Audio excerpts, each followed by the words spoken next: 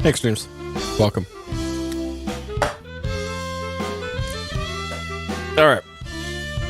It's going. Yeah, in one sitting? Yeah. Well. Slightly misjudged it.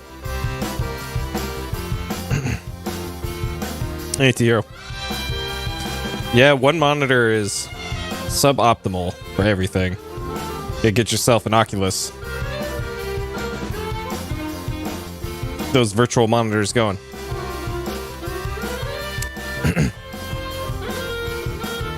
Creator, hey Darkuchi, welcome.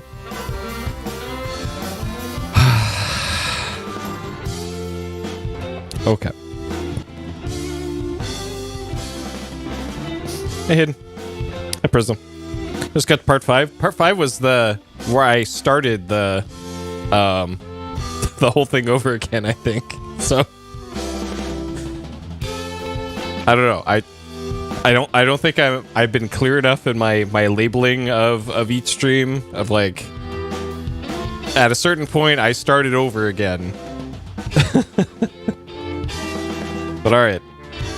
I guess you can see a contrast of what I missed and didn't miss.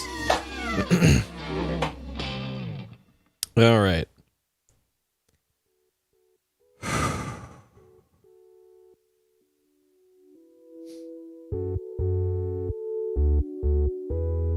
Oh man, is that a Sonic 2 song I hear?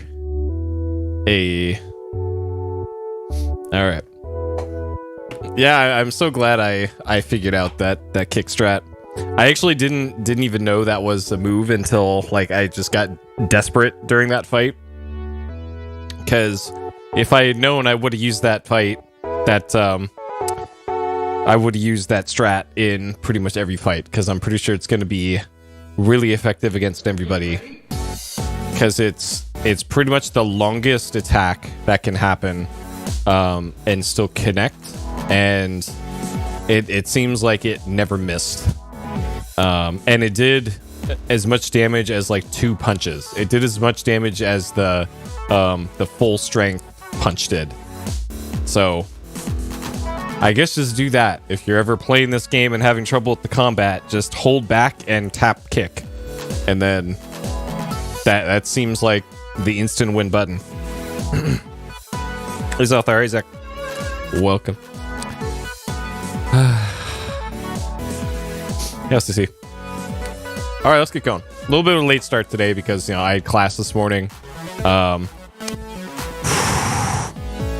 get into how class has been once we're booted into the game here. Thought I should stream tonight, and then I went down, took a nap, and then suddenly it's 10, and then I had to do laundry. So that's why we're starting a little late tonight. I think we're close enough to the end that I'm just gonna go. I'm just gonna play it as long as I need to tonight. I don't have class again until next Tuesday because that's just what my schedule is now. So if this goes late, I'll just tough it out. We'll do this. So welcome tonight, Mizzurna Falls, Part 8. 26 hours, 53 minutes. This time should be accurate. 22 deaths, 40 saves. We are on the good ending playthrough. This is part 5 of the good. Is it part? It's either part 4 or part 5. I can't remember. We're many parts into the good ending playthrough now. We are at the start of day 6, which is December 30th, 1998. I'm not sure if the story gets resolved on day 6 or day 7. The end of day 7 is when the bad ending is. So I don't know. Maybe there's stuff to do all the way up until like the last second that you can only do in the good ending. I don't know. We will find out. So let's jump into it here and find out. So I am going to be following along with a walkthrough as I do this. But I have not full loads what to do. I have not read ahead in the walkthrough, so this is still a blind playthrough to me. I don't know what happens. and I'm only scrolling the walkthrough as much as I need to in order to not miss any of the the important things, because that's just how this game is. It's there are some unnecessarily tight timings in this one. Okay. Okay, hold on. We gotta let this play here for a little bit. I need to look up in my VOD where I saved to. I think I saved in slot A last time. 6:13 a.m. in a forest just outside Mizzurna Falls, a small town at the base of the Where did I a save? teenage girl was found unconscious and soaked in blood.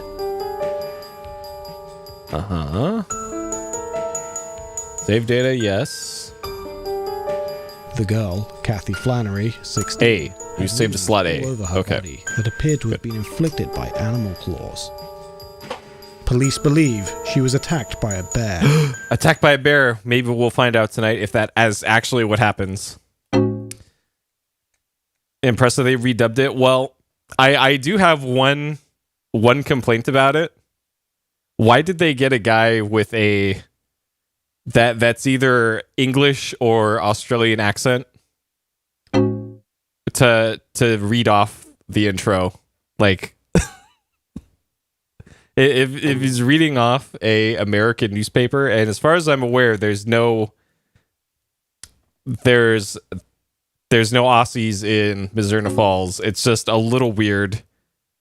Yeah, it must have been a friend of the translators. It's just a little weird that they chose to do that. But hey, besides that, flawless so far. And I hardly call that a flaw either. It's just weird. Okay. So 8 a.m. Barrows Forest is where the next thing is, which means I can't do a 5 thing. Laura Bow explained why the narrator had to push. Did Laura Bow have a narrator?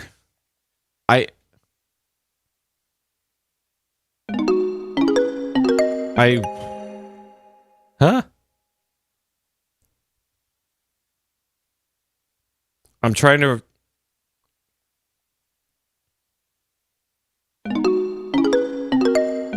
I just played that like a week and a half ago, and I don't remember a narrator at all in Laura Bow 2.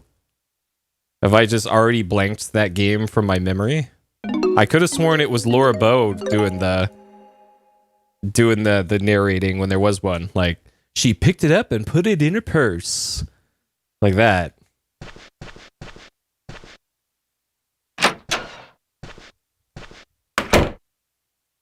And that's supposed to be like the Southern Belle examining stuff. Really? Was a good boy. Huh. Yeah, I honestly don't remember that at all. I probably blanked that entire game out of my memory after I got that ending that I got. Can you blame me? Can you really blame me? Alright, so 8 a.m. Barrows Forest. I could probably just go there now.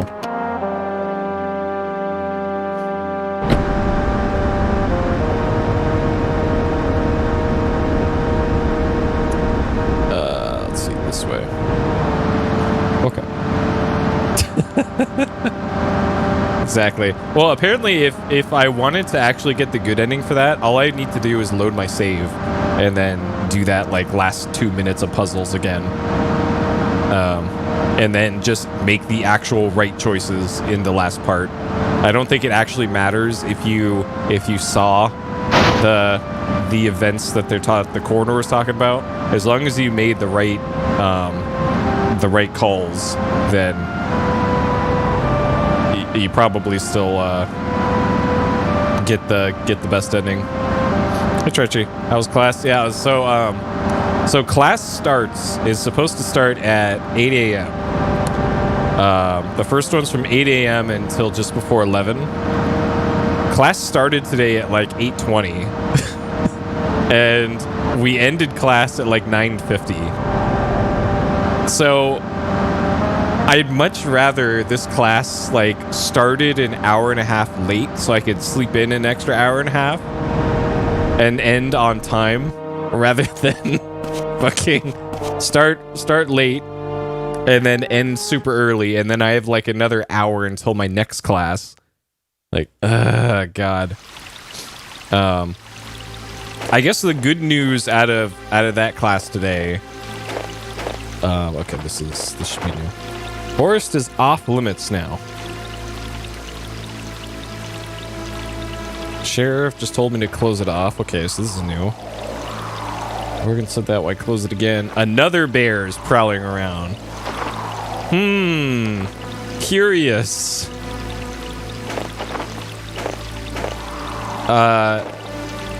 So the other nice thing is I likely will not have to drop a lot of money on a cinema camera. So I don't think I will if I don't have to. I can actually use the camera that I've currently got. So it looks like I just need to wait until Morgan shows up. The sheriff shows up. So he should roll in here with his car at some point, and then I need to follow him into the forest. Let's see. So a summary of what the hell happened last time in this game. No more projects. No, that money is going to paying bills. Long overdue bills. Is where that's going. That's the hospital. Okay. I think we're just waiting here for waiting for the sheriff. So last time a bunch of people died. People got shot. Yeah, pretty much everybody died. Let's see. We found out that the priest is the one who tried to kill Kathy. He's the one who gave her the choke marks because he discovered her using like drugs or something in the bar, maybe? It was either over her being in the bar or her using drugs. Or both, I don't know. So he tried to choke her to death. And then that's what made her like really, really depressed. And then led to her doing the whole forest thing, where she was apparently attacked by a bear along with Emma in the forest. And then that's why she died of shock at the beginning of the game, because the guy who nearly choked her to death walked into the room while she was on the verge of death in the hospital. And then, let's see. Mel's father, Dennis, apparently killed himself. I think in his home, because it was discovered that he was kind of the mastermind behind the drug smuggling supply operation. Because he was supplying it to Bonehead, who was hiding it in the junkyard in an old bus. And then Bonehead supplied it to Isabella, the lounge singer, who then supplied it to Emma and Kathy and Mel, and was involved in all sorts of bad business. Isabella was captured. Let's see. Yeah, I was gonna get to Barton in a second here, but yes. Barton captures Matthew because Matthew is snooping around the church. Barton confesses everything that he did, and then he just straight up caps himself in the basement of the church, which is quite the scene. Okay, so let's talk to Morgan. Actively sought out this Epic. So Epic is the hallucinogenic drug. That's kind of the basis of all the bad business in town.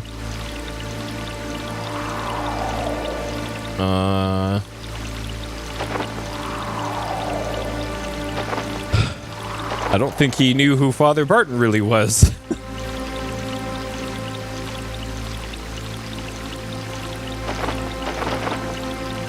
So, and it also turns out that Mel is largely innocent in all of this.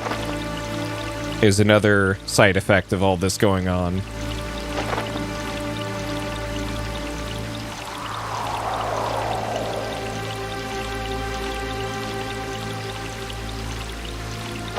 Cohen insisted we seal it off. Interesting. Clearing the big tree on the crime scene structurally related to Emma. Okay. So Emma's apparently still alive, and she's being held hostage by the drug biker gang. Last we heard.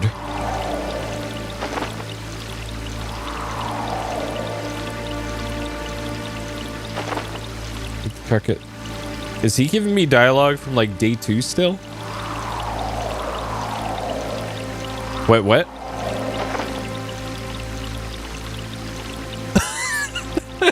So this is dialogue from like day 2 after the bear hunt.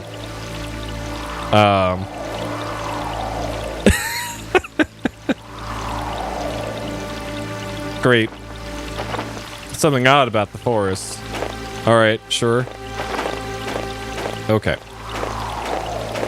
So the game also bugged out a little bit last time.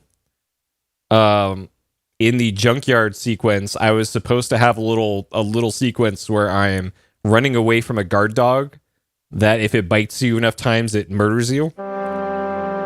But somehow I completely bypassed that and skipped it, which according to the walkthrough was the hardest thing in the whole game. And I didn't even get to experience it. It just skipped right to the next part, which is kind of a bummer. I wanted to see what happens when he got mauled by the dog, but oh well.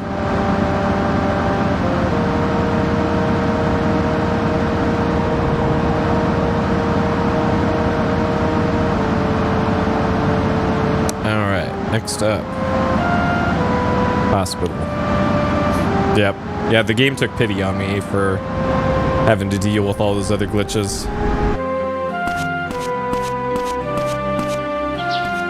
Okay.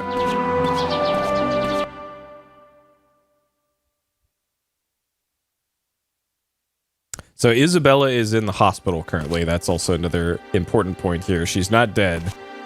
She is in the hospital. In one of the rooms upstairs. The same room that Kathy died in, actually. So we are on the lookout for Dr. Samuel. The creepy doctor guy who is trying to pick up underage women in the bar.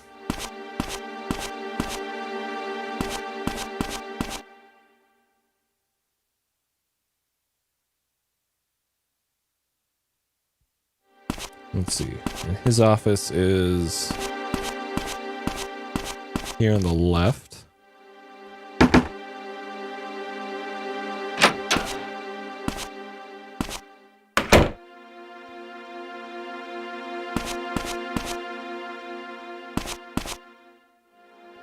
Okay. Dennis's body in the morgue.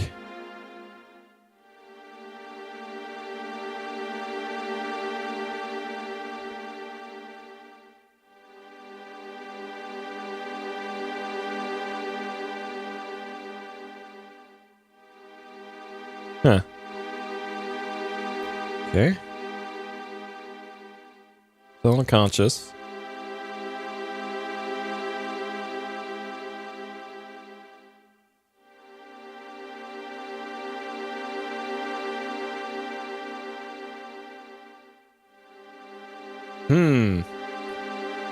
How did Dennis get the epic? Fairly simple to make, sure. Says the guy who could probably make it. Oh?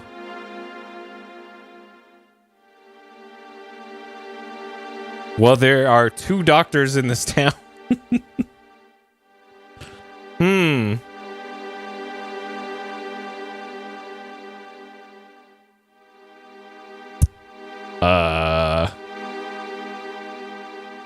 You know. Okay, doctor. Don't you have patience to look after, Doctor? Good lord.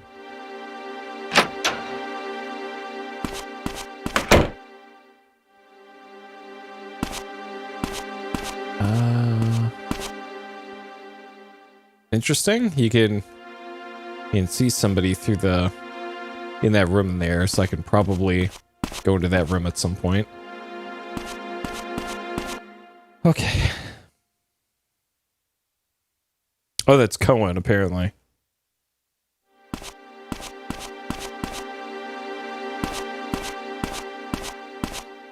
No, there's Cohen. There's also Cohen.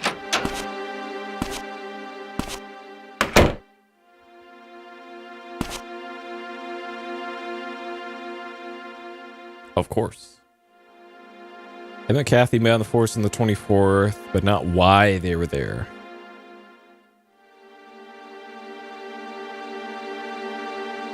No doubt. Why would they conduct the ritual, though?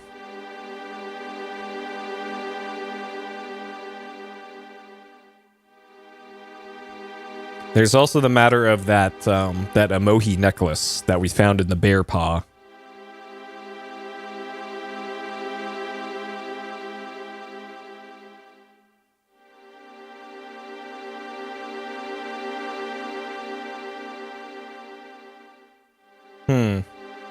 So the case 40 years ago was a similar murder and ritual in the forest.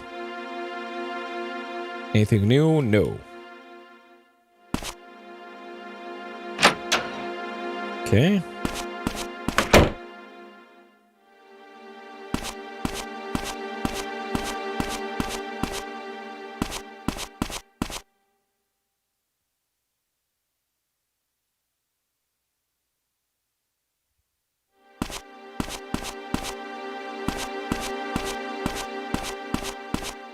Should be Cohen's room.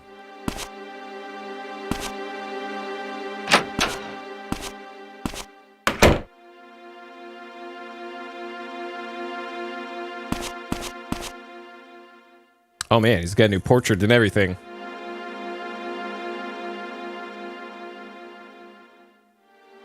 Okay.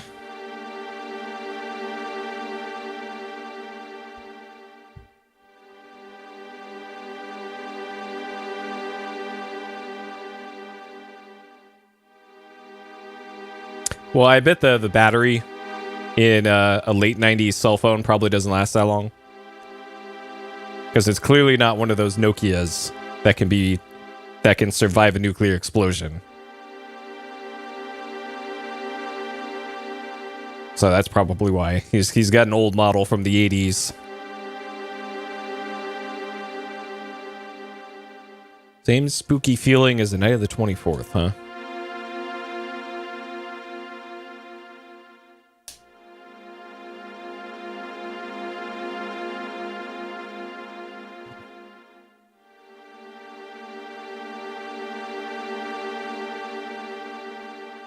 Envelope on his desk. Okay. Very important. And then will tell us about the forest. Great. Another fetch quest. Let's go. Okay.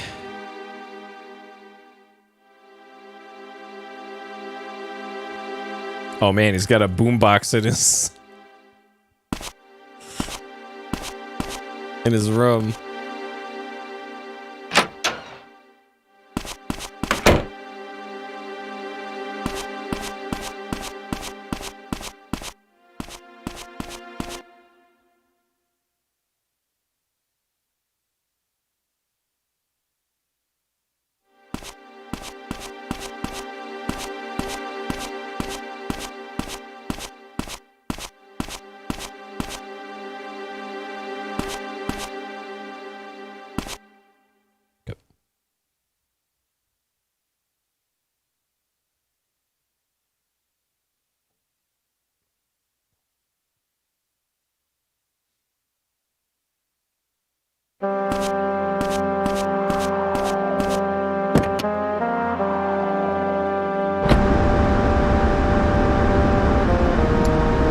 So his place was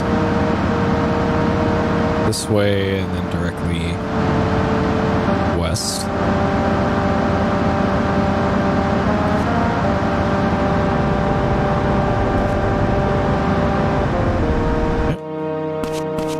Alright, so we got the key to his place. Don't think we have to knock.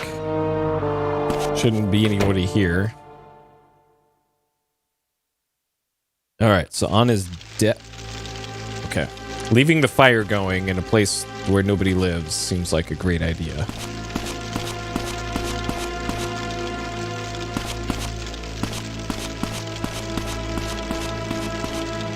And I think it's the right room here.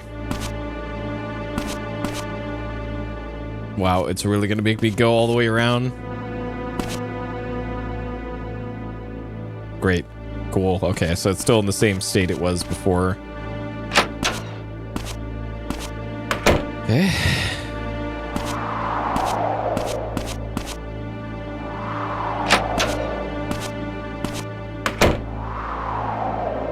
That's a weird way for those doors to swing. This is the envelope Cohen was talking about. Department of Defense, Project Mizzurna. Interesting.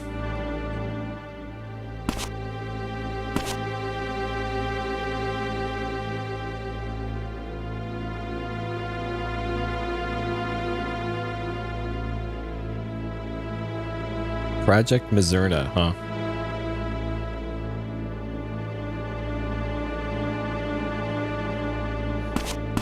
No, I think we're actually becoming Deadly Premonition. if you remember the end of that game, and the reason why everything was going sideways in that town.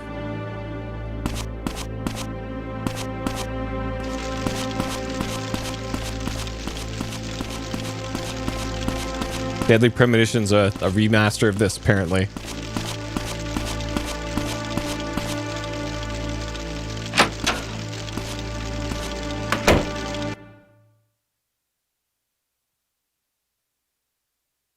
Okay.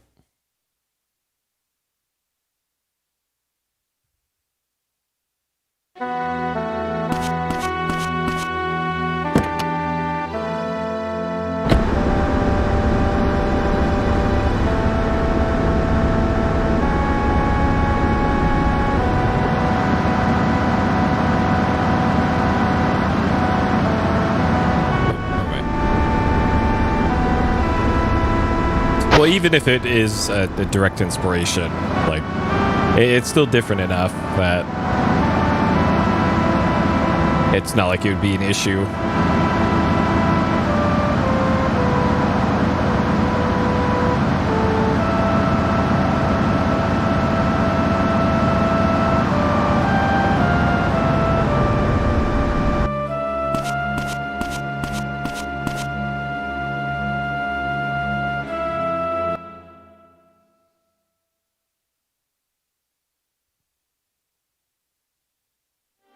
Yeah.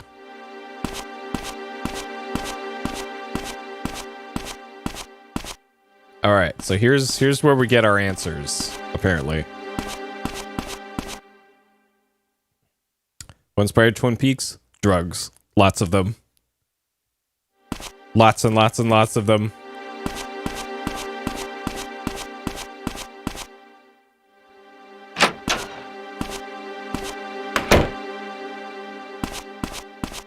All right.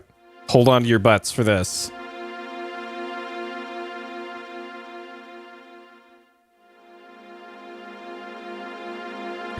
Mizzurna's got something to do with this town.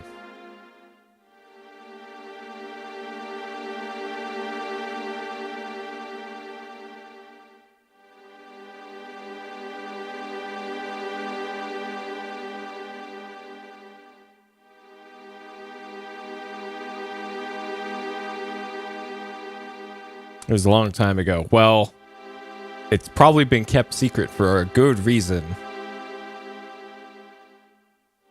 Uh-huh. Los Alamos. Okay, that's where the nuclear testing and all that was.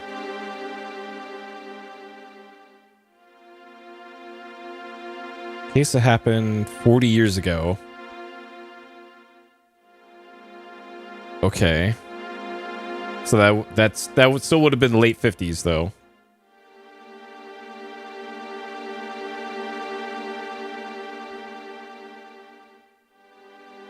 Yeah.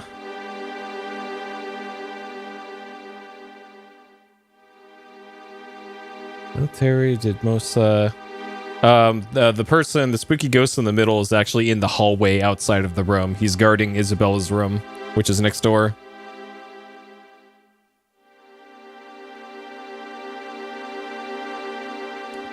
Military investigating the ritual itself, huh?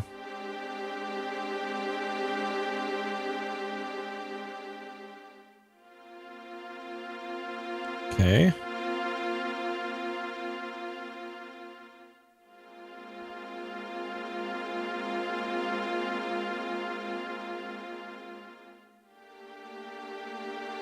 Uh-huh.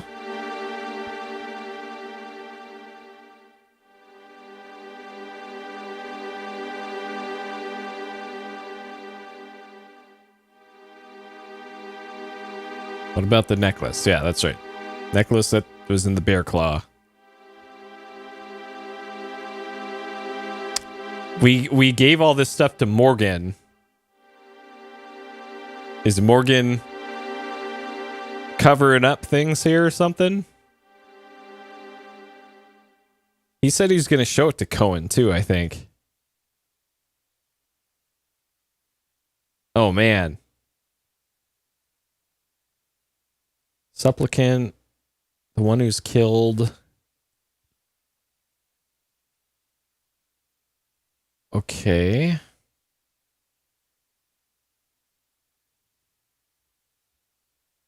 Sure.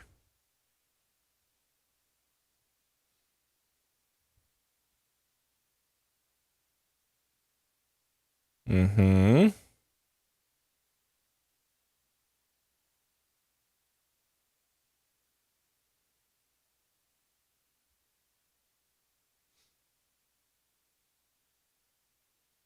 They performed the ritual, but they were attacked by a bear in the middle of it. This all still seems... Sure.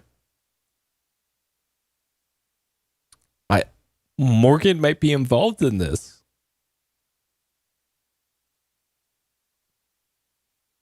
Morgan is out in the forest in his bear suit.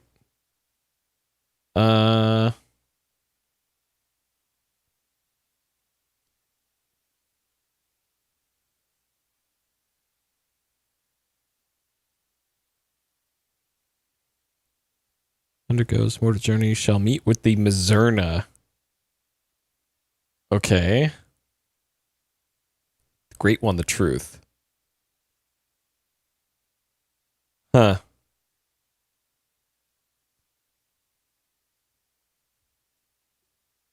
Oh, we just happen to have a tape for you, buddy.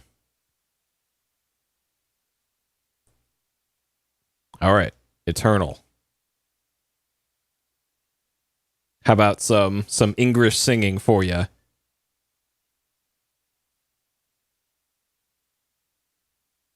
Yeah, the good kind.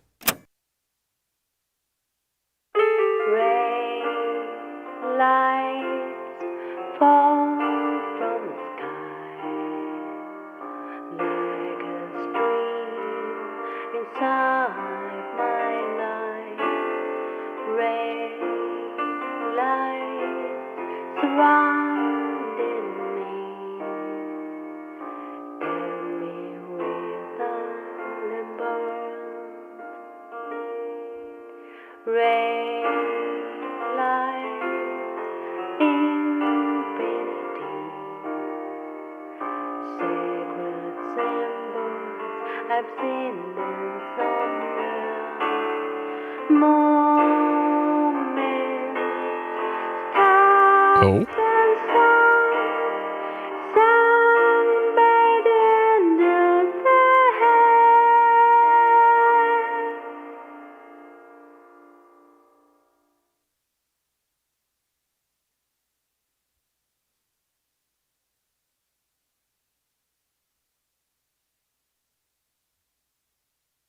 Hmm.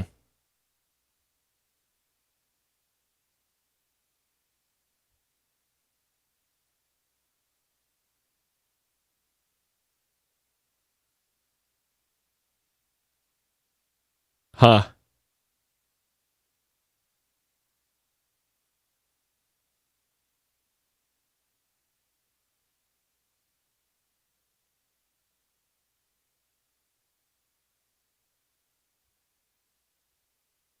Huh? What?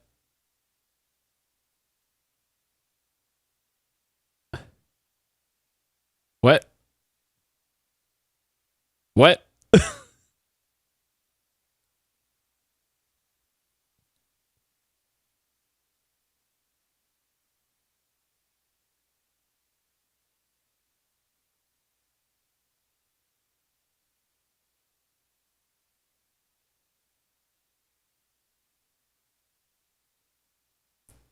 I don't know. This sounds like hell to me if you got to listen to that song over and over again.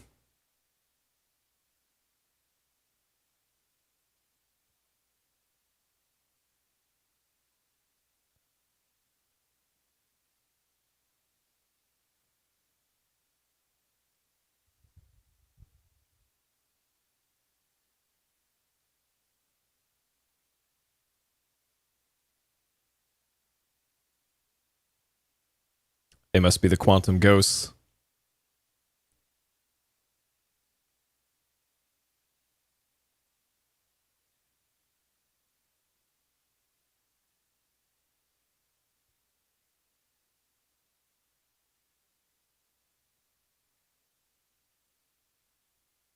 Well, they all died, technically.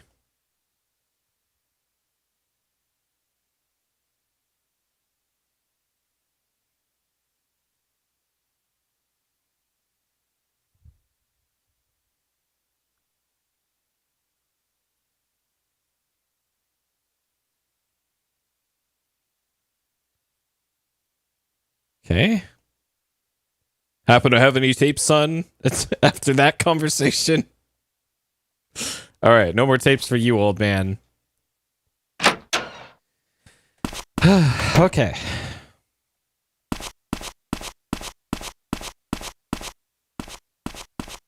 So, assuming he was telling the truth about all that, that explains a lot. Explains a lot about the goings on in town.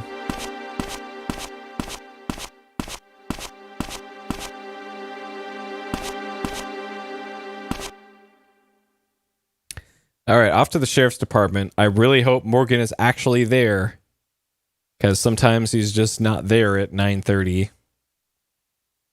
He's probably going to go over to Mel's house and stare at the wall.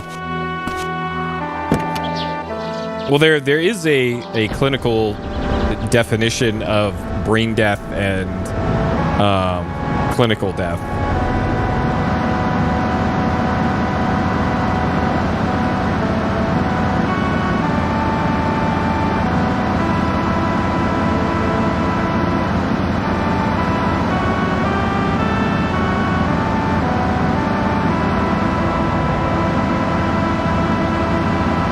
All right, Morgan better be here.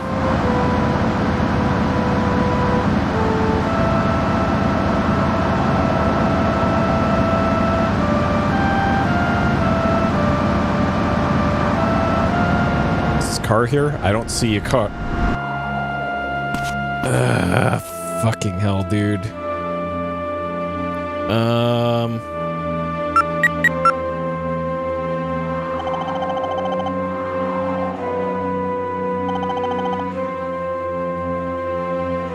Sheriff went to the forest to examine the big He's still at the forest? Great. He better still be there by the time I go over there. The walkthrough says to go to the sheriff's department. So I don't know if I was too slow or too fast. That might be him. Wait, this is a squad car, so probably not. He's in the SUV.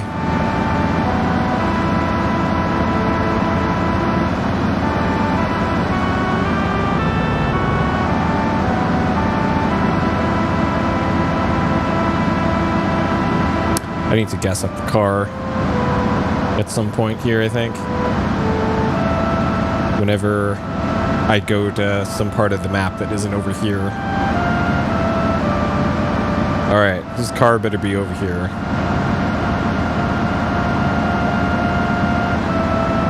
Fuck, dude. Are you serious? Alright, after him.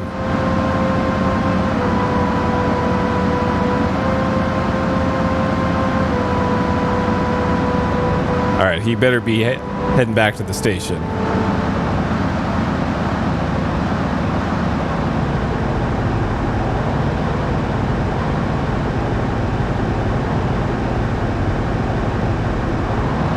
Yeah, he's just taking the long way.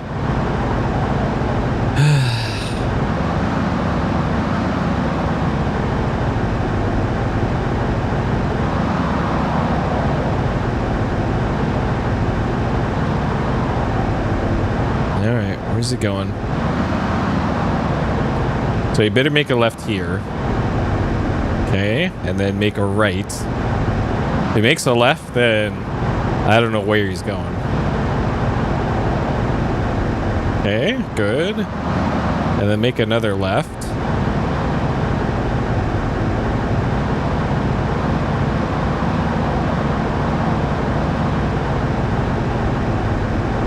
Okay, yeah, just cut off this guy. Okay, good. Good. Can I talk to him out here? The Mortal Journey. Bro. Kathy and Emma perform the ritual. Sure.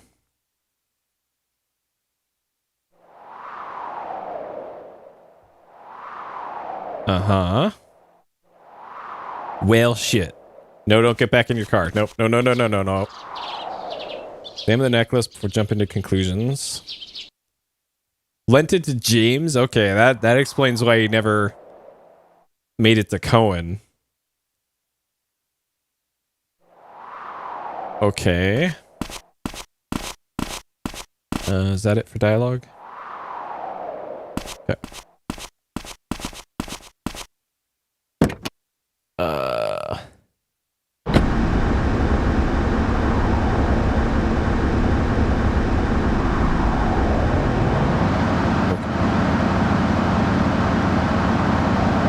Yeah, that makes sense.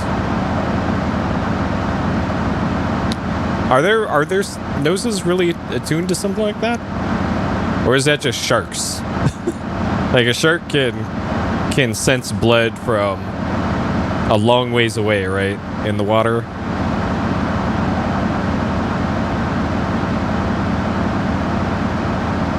They must have been like really nearby.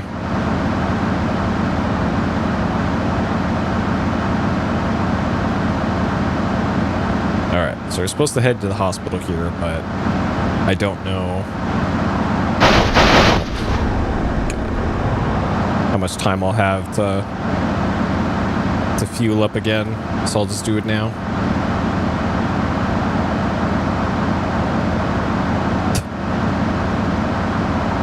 Yep, and the bear was framed the whole time.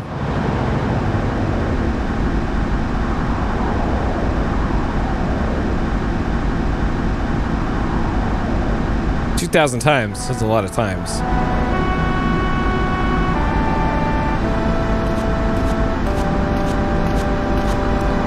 Okay.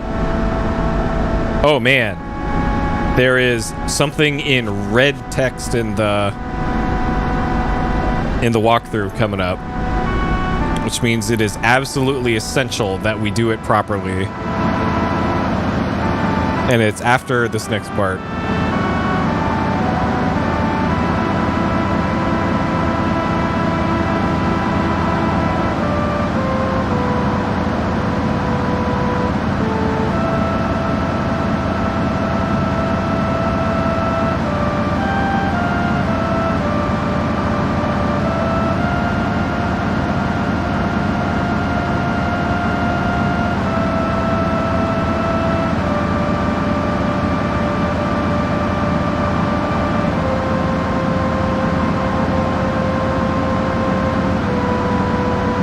Yeah, there's a bunch of red text and some of it is in all caps, so it's got to be important.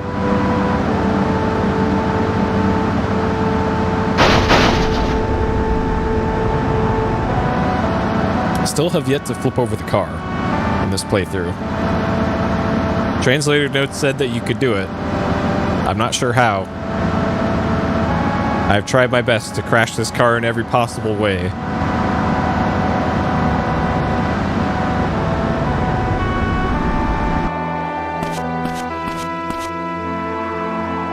Why is Cohen's Jeep here? How did... Huh. Sure.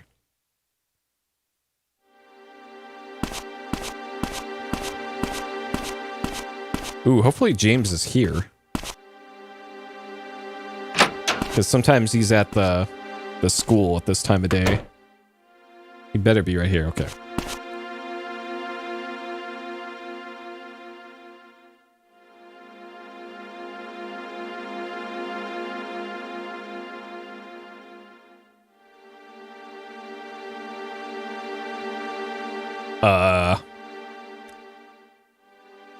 Okay.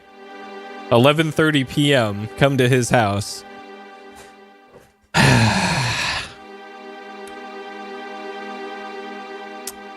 Wow. Is he gonna just try and murder us tonight at his house? Uh-huh.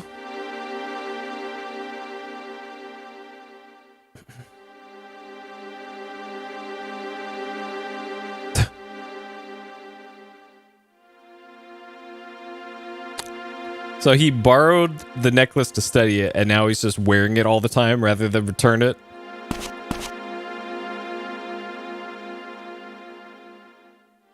Bro.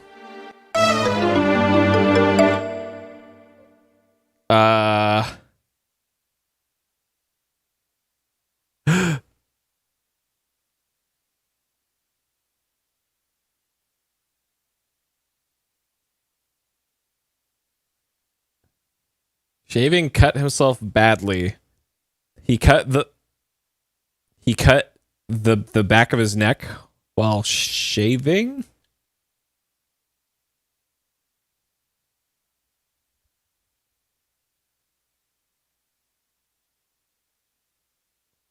Huh.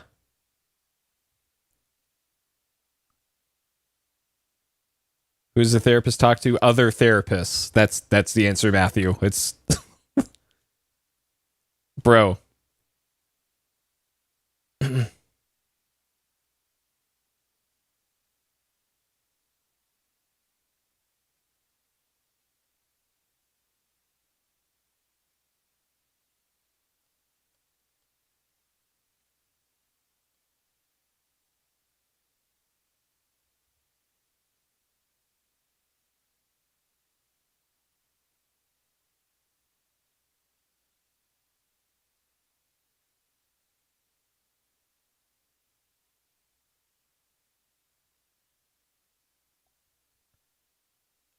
Why are we... Huh. Probably Winona. She can handle it. Okay. Okay. All right. Time for the serious business, apparently. Hey, Alyssa.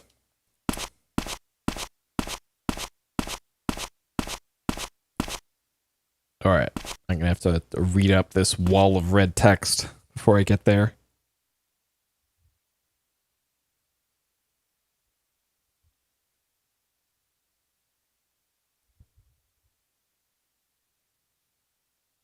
Okay.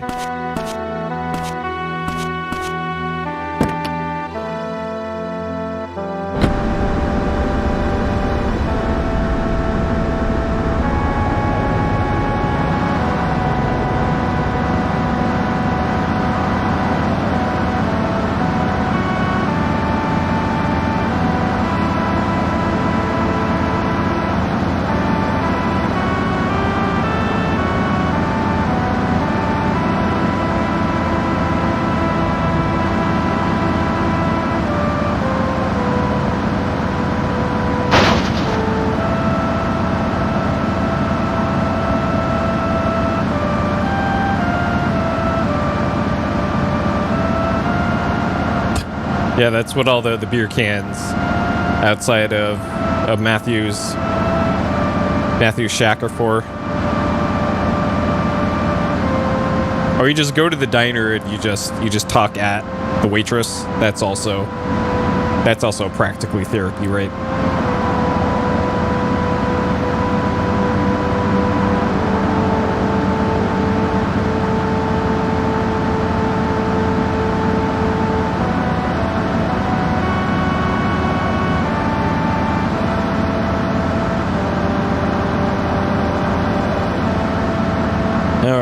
To the church.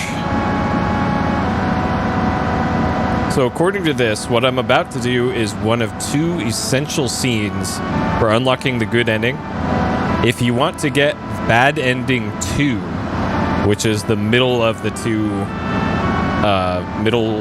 endings, you need to skip one of the 2 essential scenes.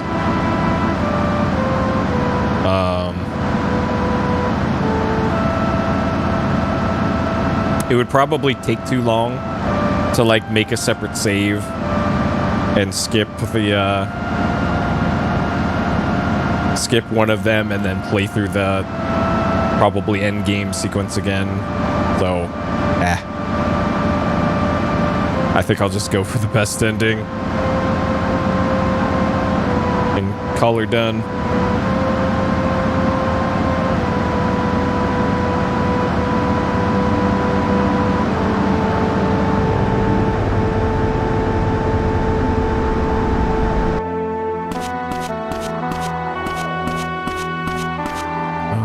Is this door open?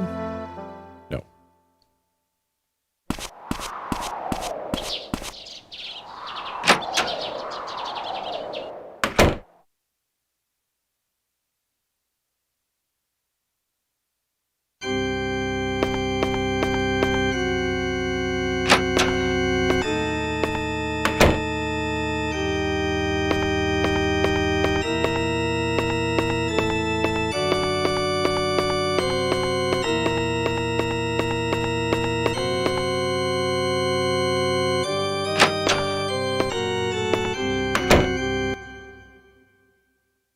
James.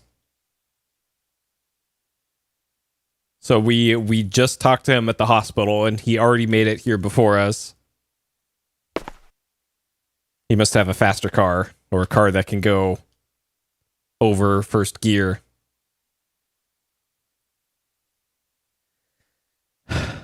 So this must be the Satan mural.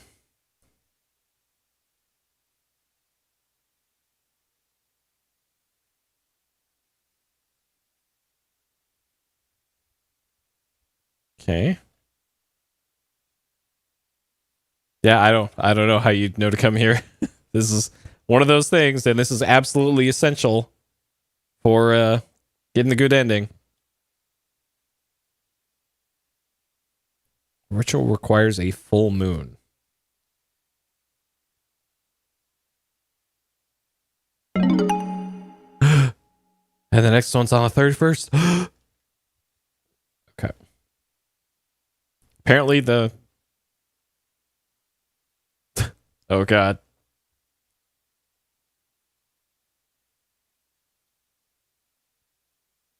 About the Barton burning, yeah, he told us that too. He could have just painted over it.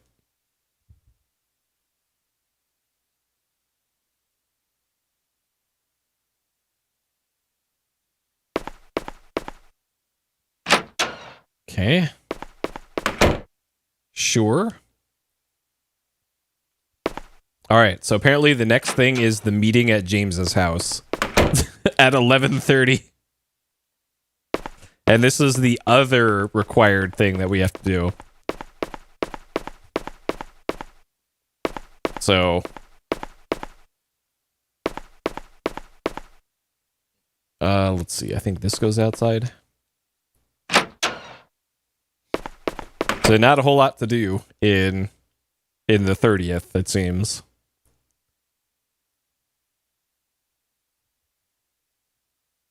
And actually, if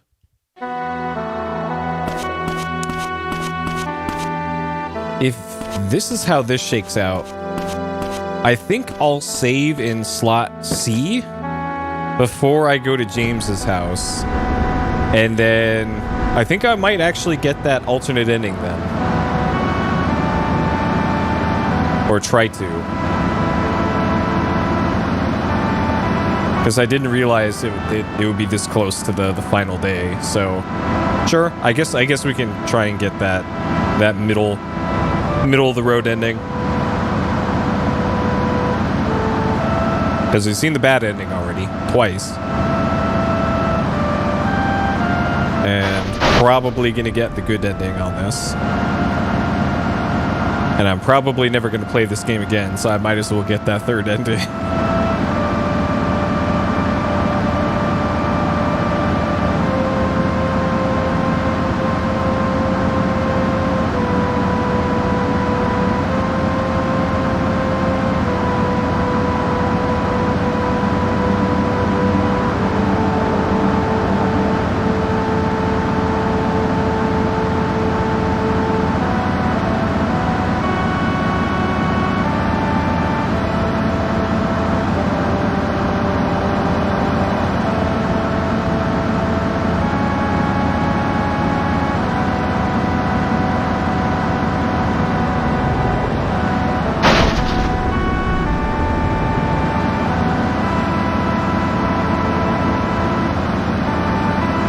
So I need to do 2 5-hour sleeps.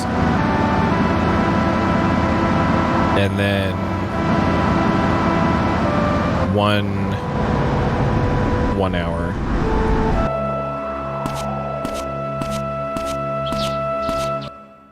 Okay. Hopefully the game didn't just crash. Okay, good. Who's that good boy? Alright, Uncle Nas out here staring at the beer cans. What's up, Uncle Nas? Sure. Alright, we're gonna go to bed for 12 hours. While Uncle Nas creeps on us outside.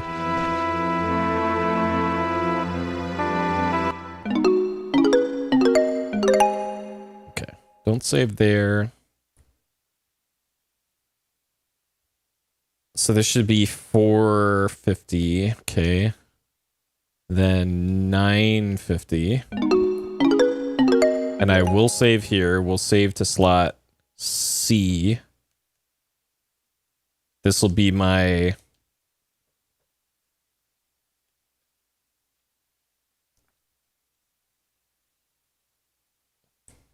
C. My save that I will load after I get the good ending. And then 1 more hour here. Okay. So then we're meeting James at 11:30. And this is as close as I can cut it.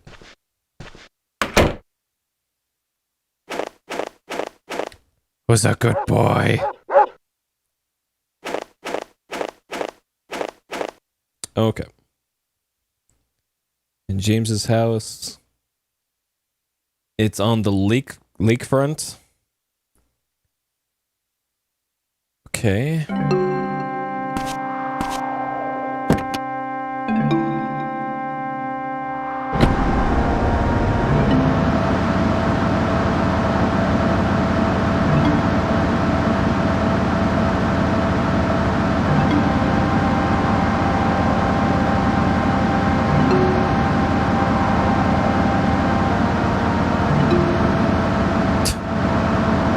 Yep.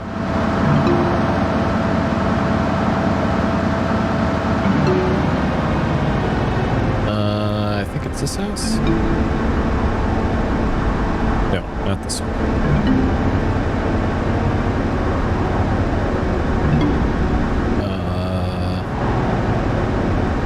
This one. This is James's house.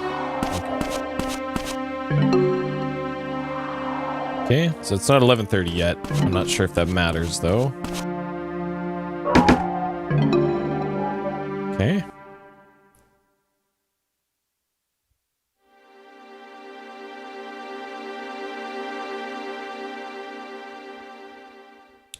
No. Books.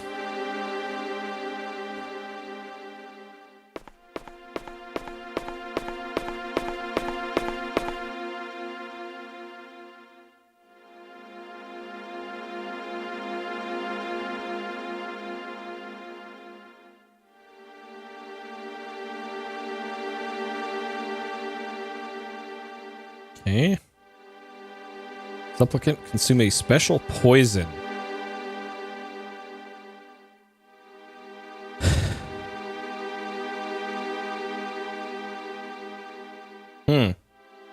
Okay.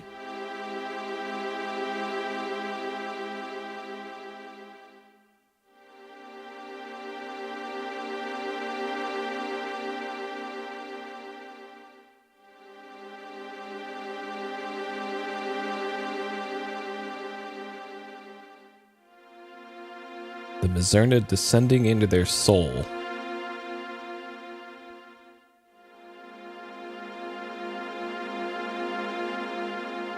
Huh. Okay.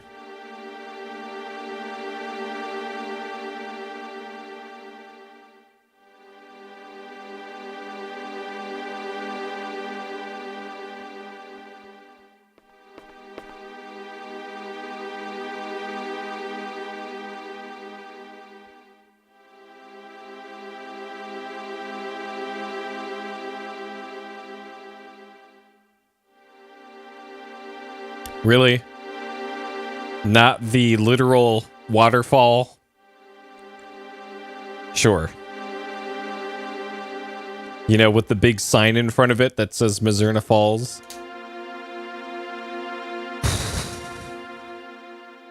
Sure.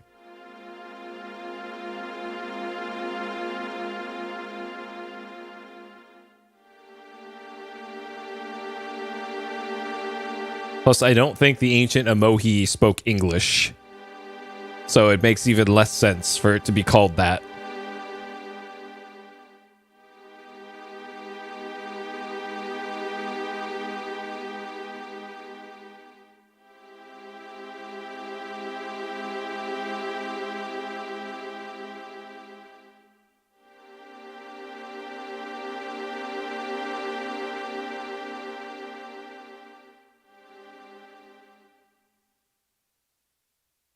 Uh-oh. Yeah. Wait, you chicken?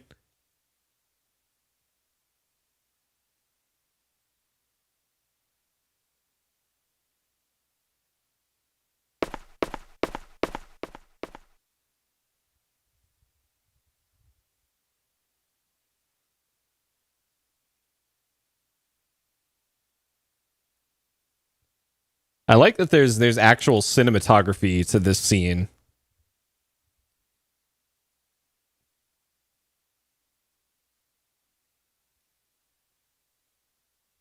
Okay. It's like the later into the game they got, the more clever they got with cutscene angles and all that.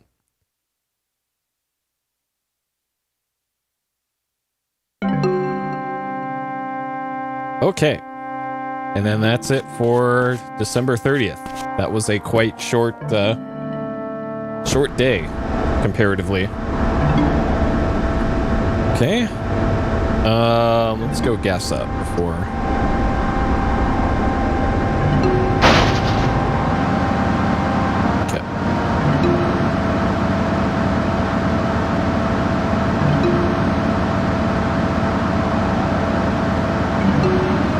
Yeah.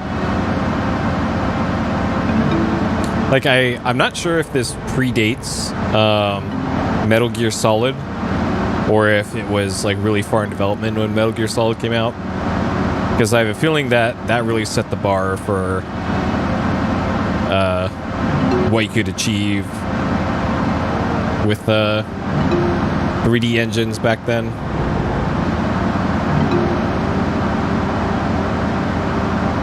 Because I think that was, what, 97 in Japan is when Metal Gear Solid 1 came out. I was gonna go fuel up the car. Around the same time, yeah.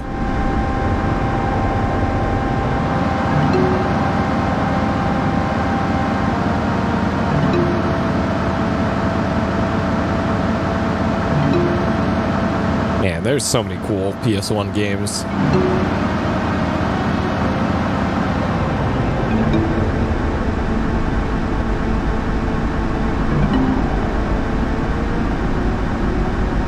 Oh wow, there's like almost nothing to do in the next day too.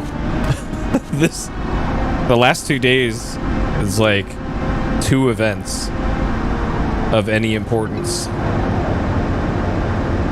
Huh. Okay, well, gonna be action-packed 2 events though.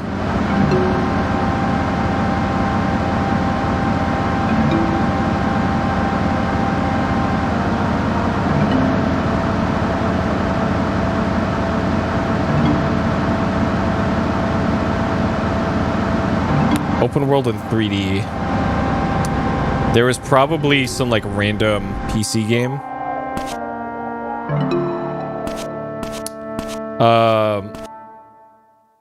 I think Elder Scrolls Redguard was maybe a contemporary. It might have come out just slightly before it. I think that was 97 for that one. Okay, so 7:30. Sure. We'll save here at slot A. Okay.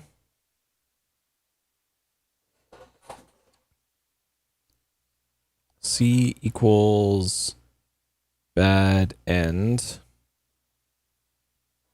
A equals latest. October 98, yeah. So around the same time. So that's kind of when a bunch of really ambitious 3D adventures started coming out. An exciting time for video games. And let's see, other open worldish 3D games. I guess it really depends on what your definition of open world would be. Because something like Daggerfall, but that wasn't really like, ooh, okay, this. We should get a phone call 1 minute after waking up here.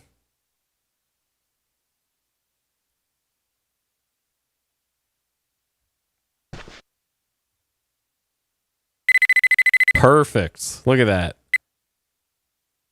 Okay.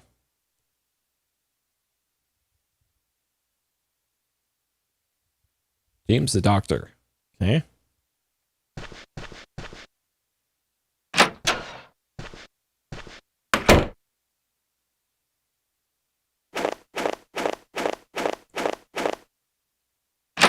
So this is optional, according to the walkthrough.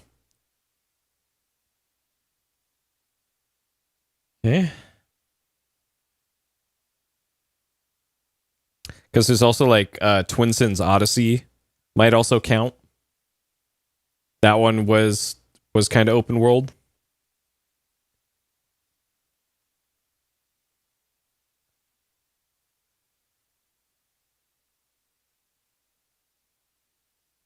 Yeah. Well, when you're driving around in first gear, the town is much larger than it seems.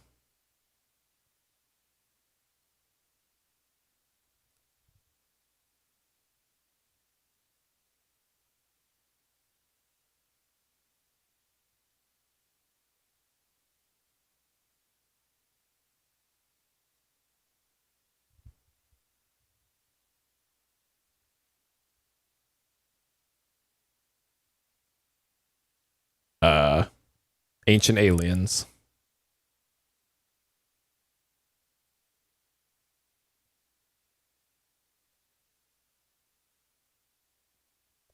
Dr. James is getting more and more suspicious.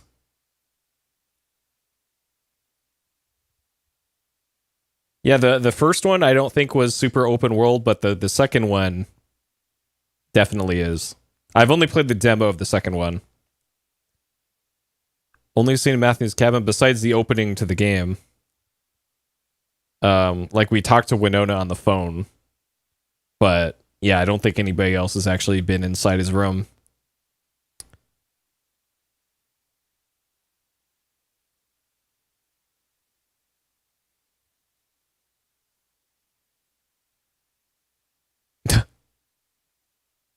Hmm.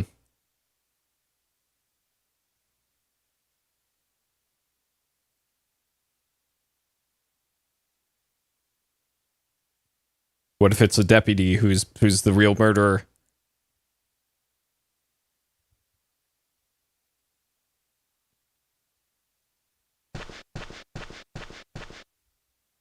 Okay. All right. So according to the walkthrough, there is nothing to do until 5 p.m. So we just slept for like 12 hours, and we're gonna sleep for like 12 hours more. Let's go. So this will bring us to 12:30. And then it's 5 p.m. is the next thing. And we can't do the 5-hour sleep. We have to do four naps.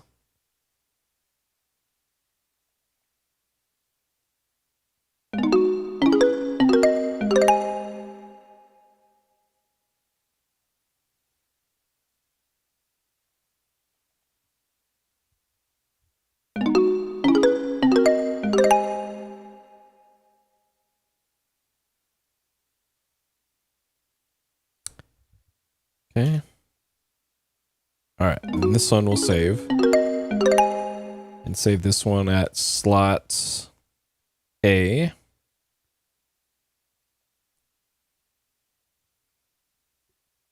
Okay. I know, after those rough couple days to start the game.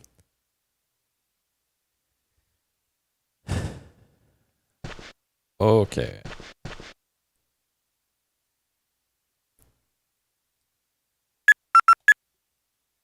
This is Winona's house.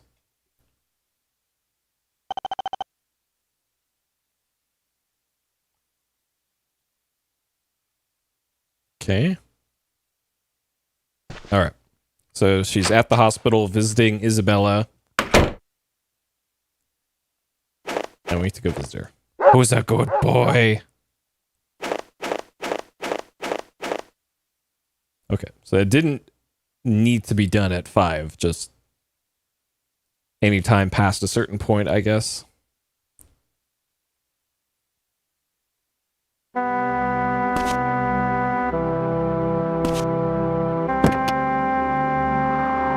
Oh, apparently this is also the point of no return.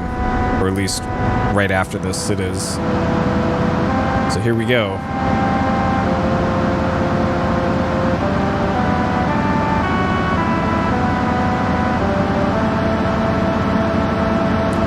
So let's see. With my bad ending 2 save that I made, I saw the painting in the basement, but I'm going to skip talking to James at his house. And then I guess I'll figure out later what I'd have to do to get the bad ending.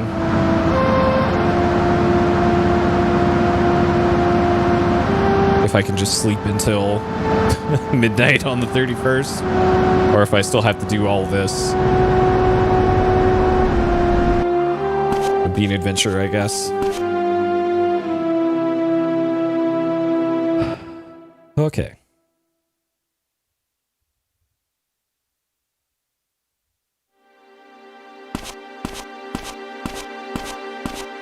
Oh, what's Liz doing here? What?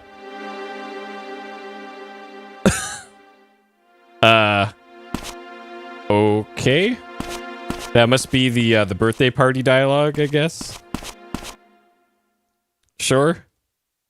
Either that or she's embarrassed about Old Man Fight Club. She learned about old lady open up a can of whoop ass on Winona.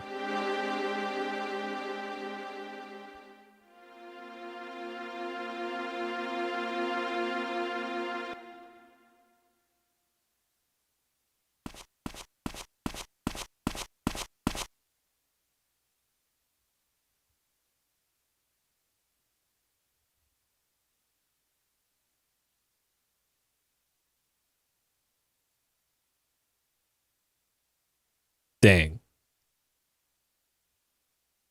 The one weird stalker guy. Oh no.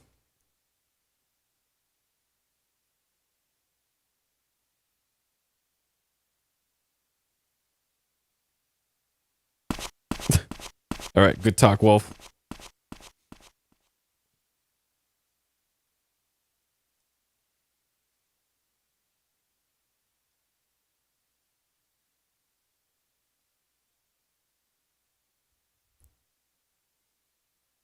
Wait, Winona went to the bar too? What? Okay. Sure. That guy saved her. Huh.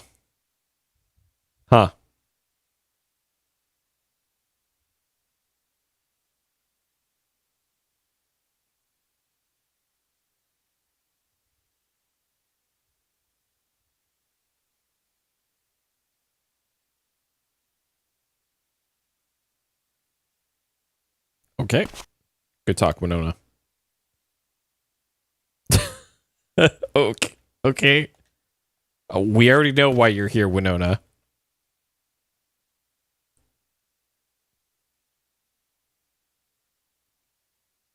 Yeah, that was Wolf because we saw him too.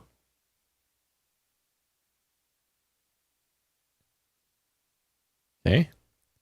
Not even honorary Sheriff Matthew.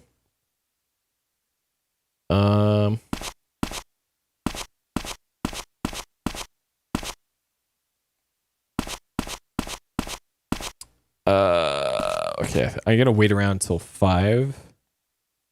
Because apparently there should have been another scene here. Let anyone in. Interesting. Samuel's supposed to come out and talk to us. Let me try going to his office.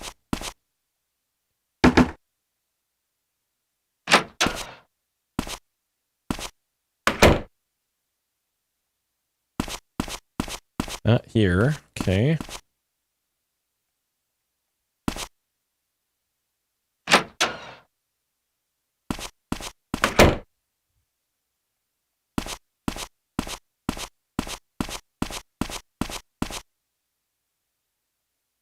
Okay, let's see if I can get the scene outside then.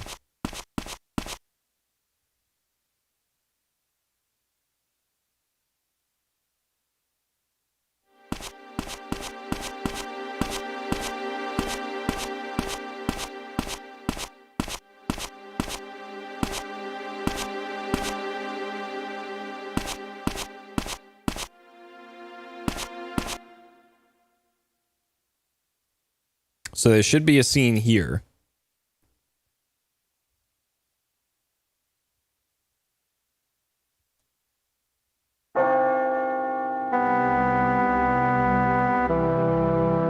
Wolf? Bonehead. With his poo jacket. Uh oh. Yep, it's poo exclamation point. Or poots? Sure, we'll crossed out skull.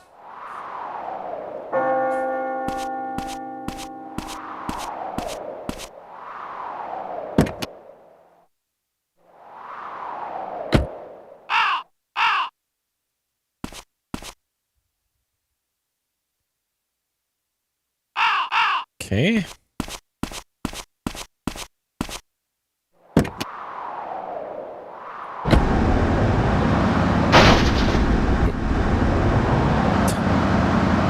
All right, according to the walkthrough, this is the last opportunity to save.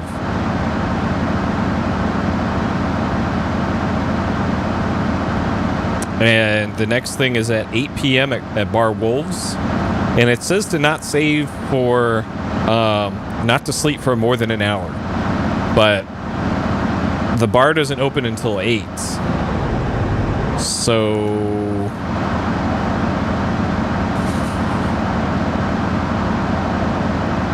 I guess I'll follow it to the letter and see what happens, but I'm pretty sure. Huh. I'll save to slot B just in case.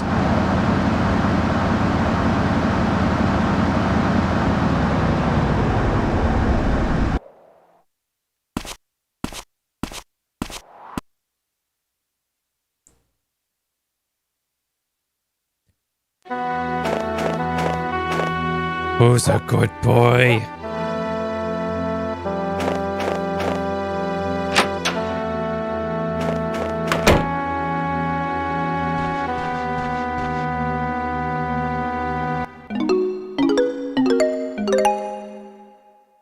Okay, slot B. Okay.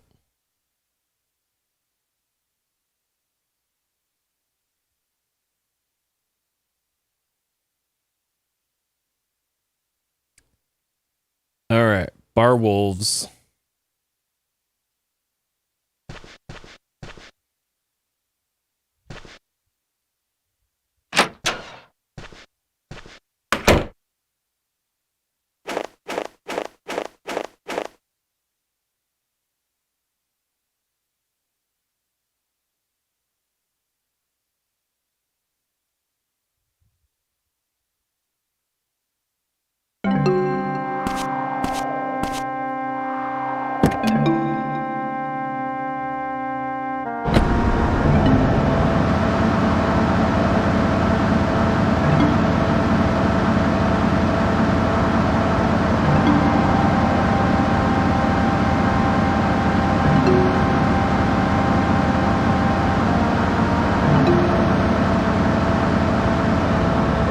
Interesting. Morgan's here. Wonder if I can go in. Of course not. So there's the car that Wolf and Bonehead took.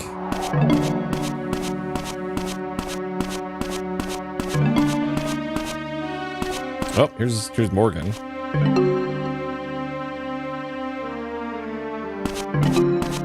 So he's just hanging out back here, huh? Well, the bar definitely doesn't open until 8.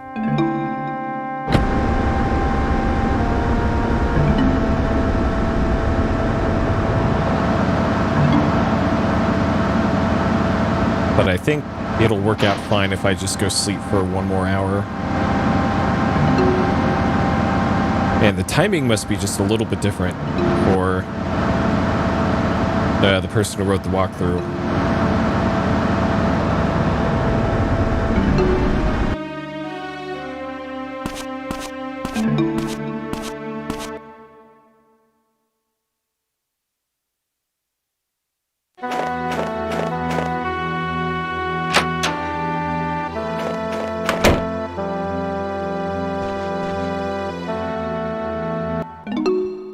Okay, no save here.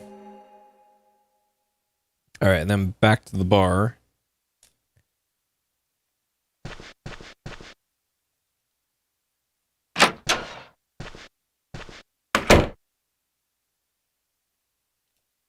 No time to pet the dog.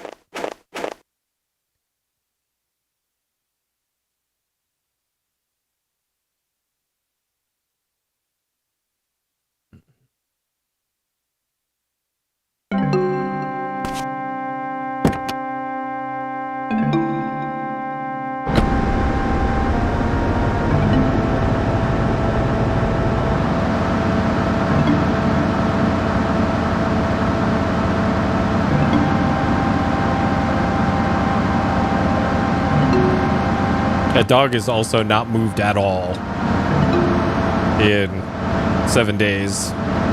His Uncle Nas keeping the dog just chained up in the backyard on a very short post. Okay, Mel's here. And of course, everybody in town can get in except me until 8.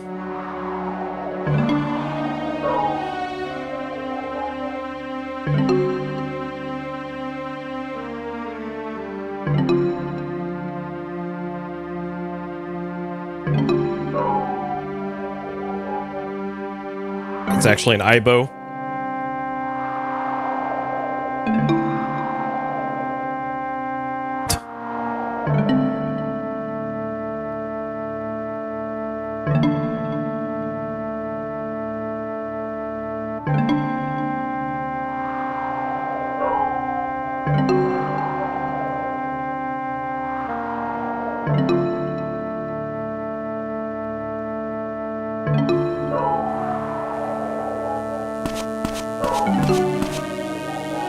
All right.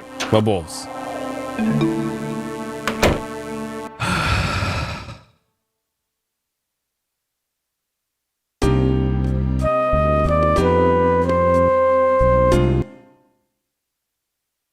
All right. That was a cool 2 seconds of music.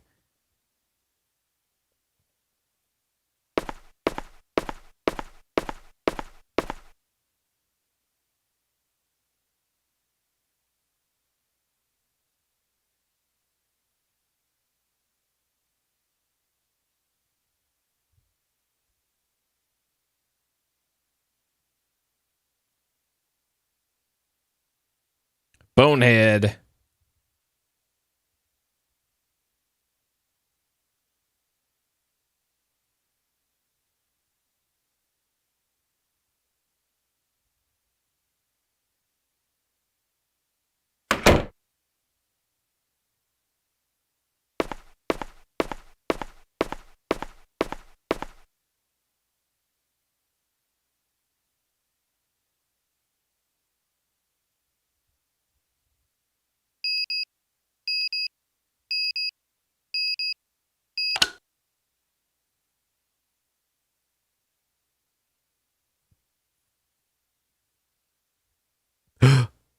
Isabel's awake. Ah!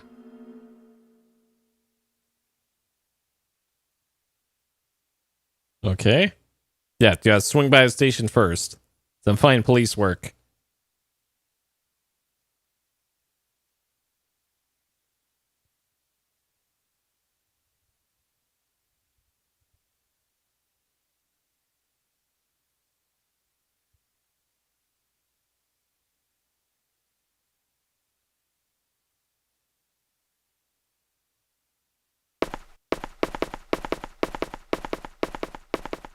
Okay.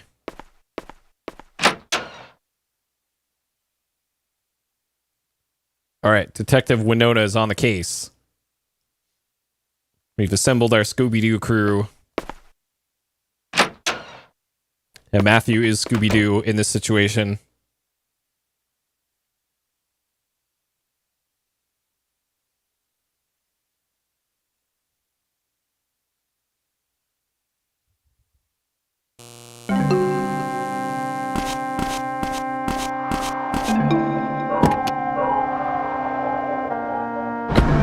Okay.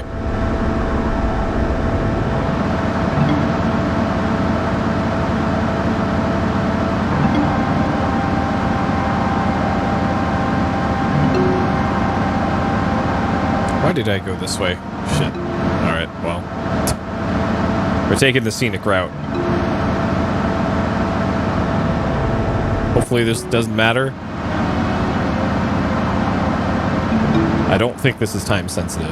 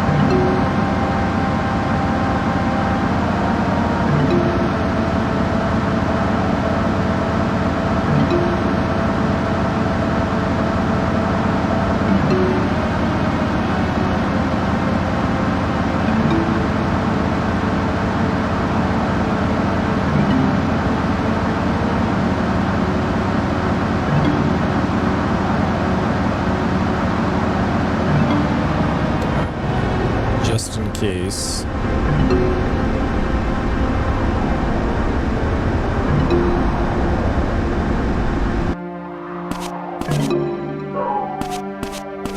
Out of the way, Winona.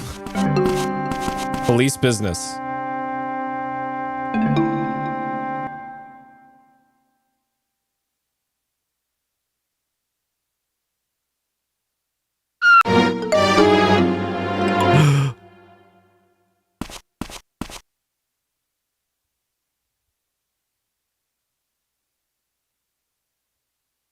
Uh-oh. Another murder.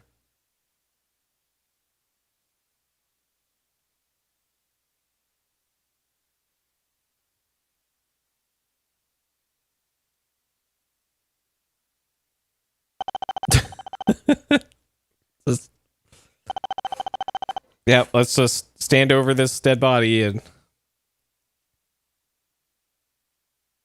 All right, Winona, drive in first gear down to the sheriff's station.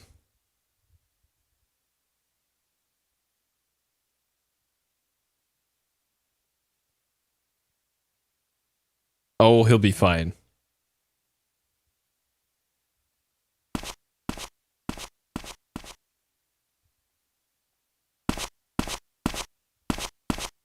Oh man, what if it was Barbara this whole time? Oh no.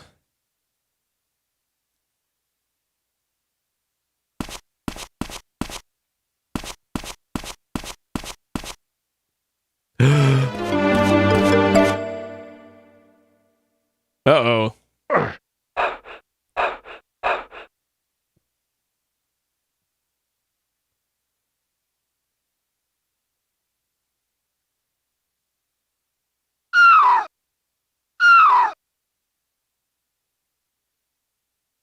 Okay.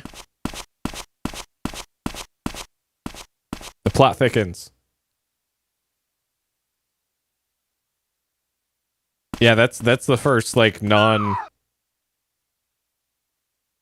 scream.wave that we've heard.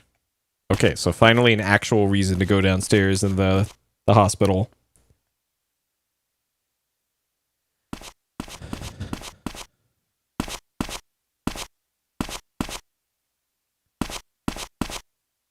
Okay.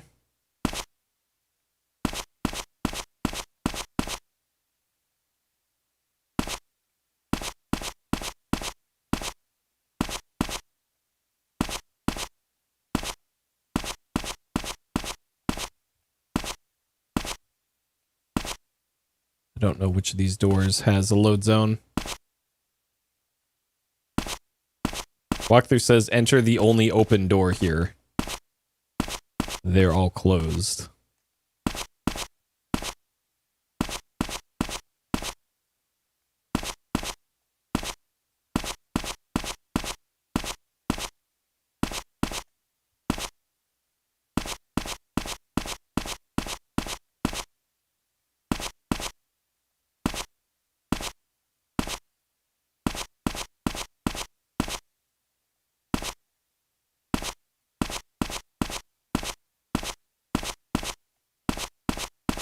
Okay, sure. Just teleport on the other side of that, huh?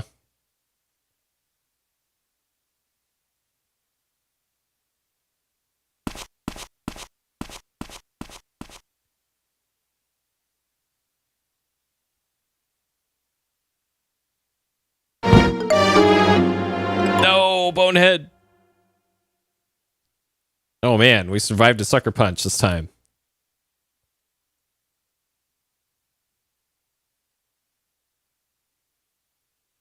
Of course it was Bonehead.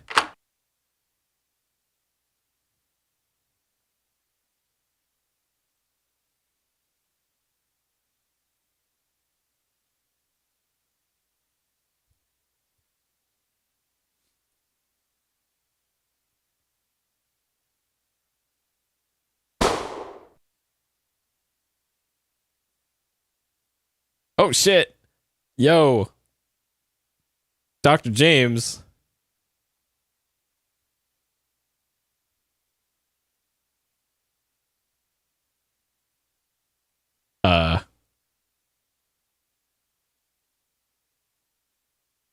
Okay.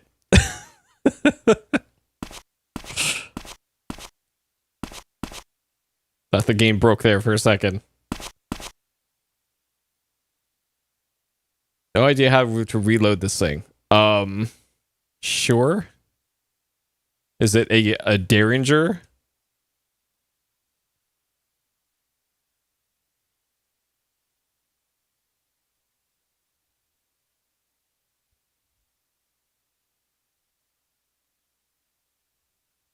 I gotta kill him.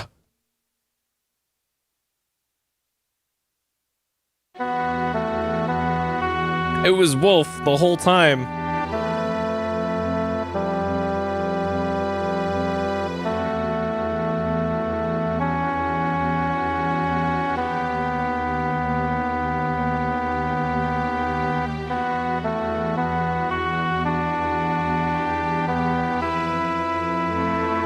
Yep. Well, they only have so many songs to choose from, so of course they have to whip out this one. Could have used the diner music for this, though.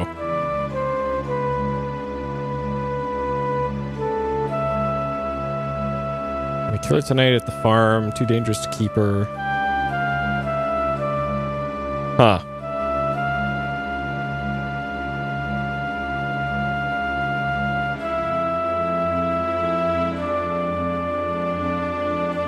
Alright, so we finally... Oh, okay. We don't have to drive anymore. Drive fast, Doc. Does your car go faster than 80 kilometers an hour?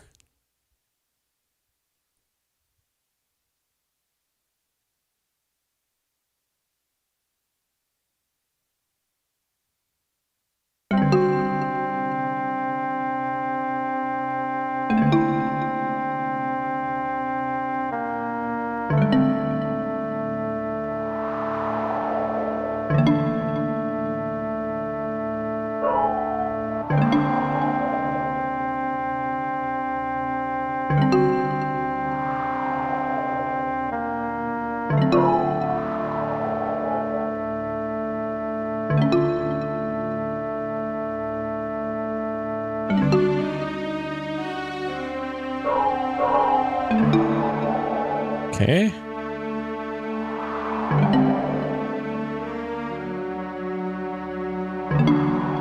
Wow, he just straight up took the deputy's gun.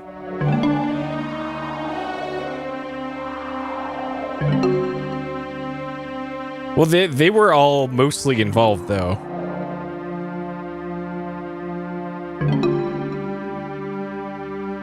Hey, Gundam. All right, so we have our badge and our gun now. We are officially the law.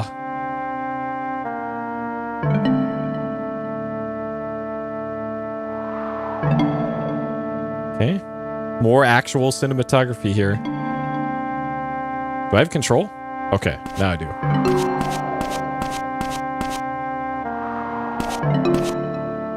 Okay. I guess here? Sure.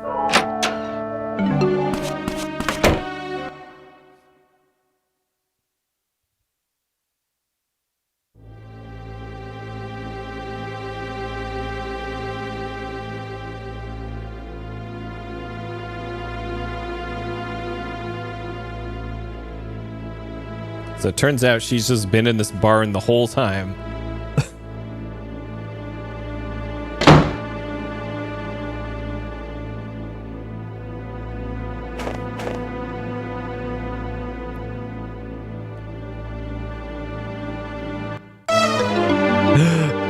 Emma.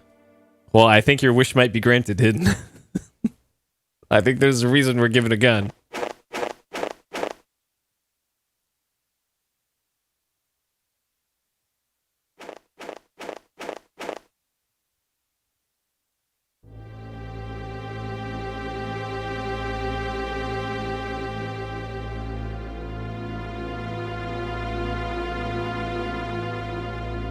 Oh, all right.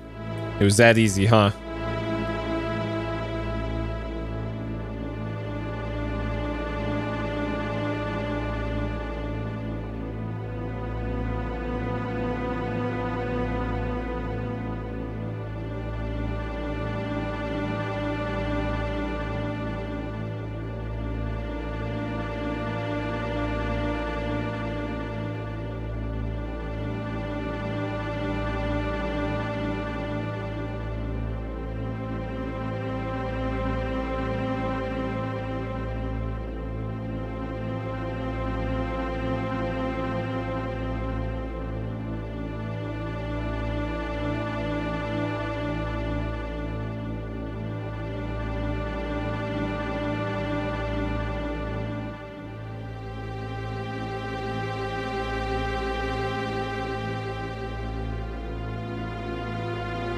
Stop. I have an empty fist. Pew pew pew.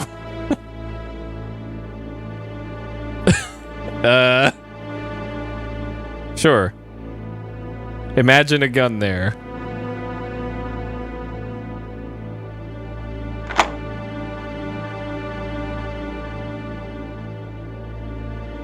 Alright, there's our Emma portrait.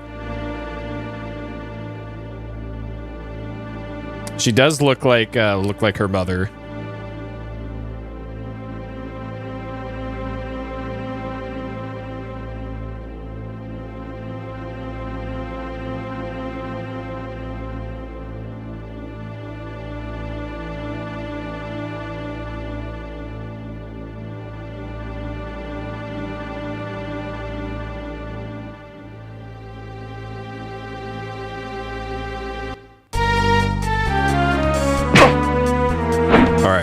Little does Bonehead know, I know the secret strat.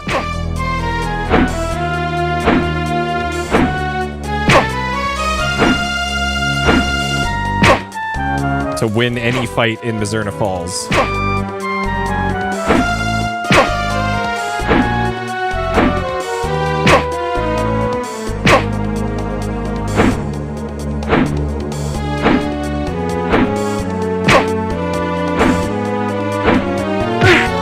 Oh shit. Hey. Okay.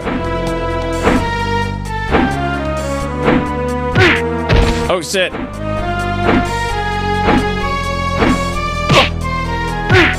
Oh no. Okay, we just need to land one more. We just gotta land one more. There we go. Okay. Okay. Whew.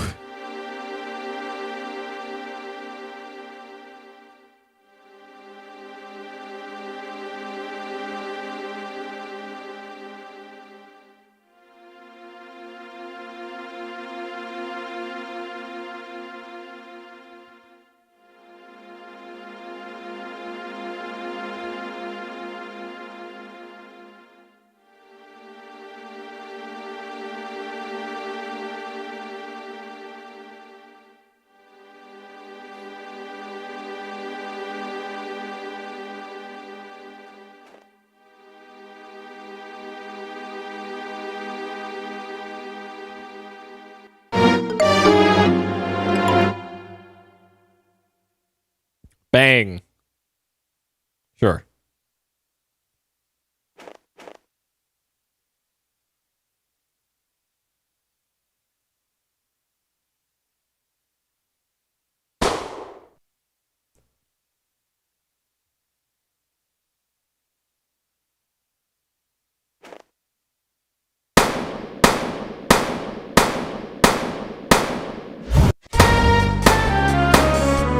Okay, so he's got a revolver with 12 bullets in it.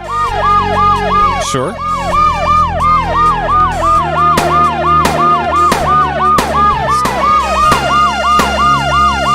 $20? 22 bullets, okay.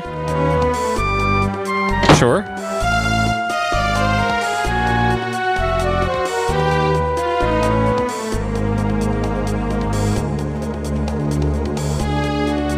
All right. Yep, it's a Toro. Oh man, frame rate getting spicy in here. Alright, time for Time Crisis.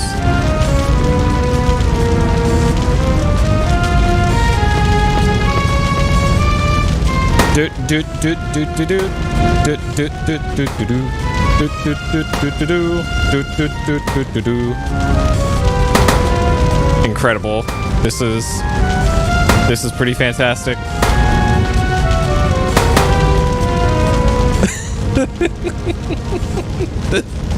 This is great. This is great.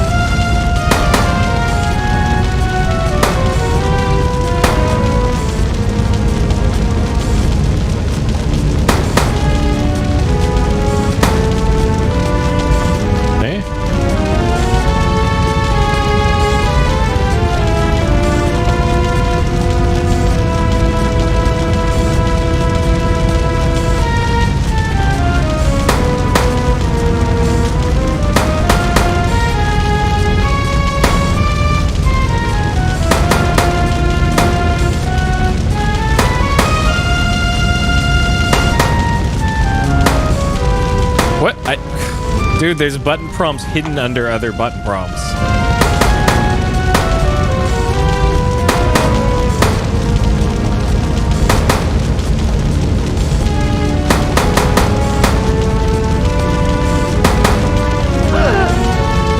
All right, got him.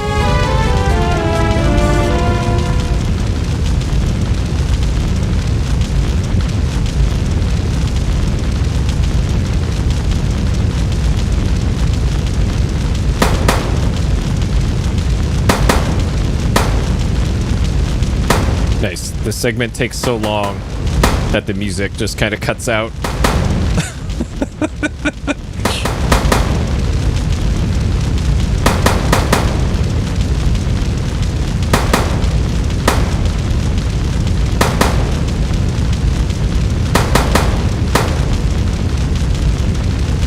Okay.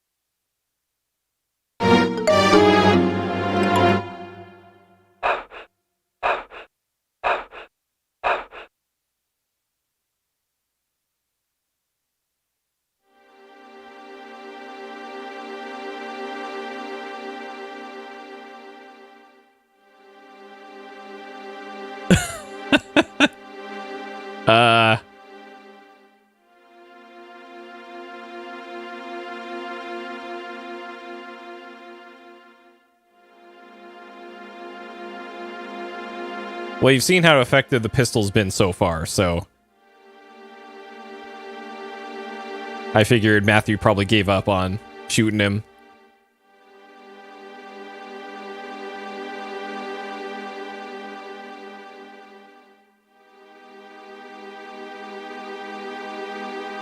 Yeah, it's a good question.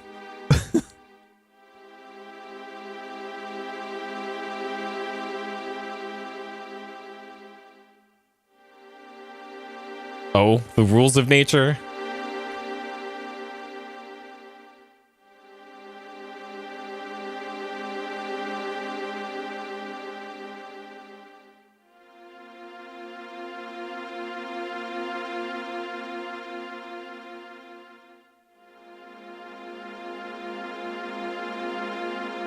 All right, now we're getting into some Metal Gear dialogue.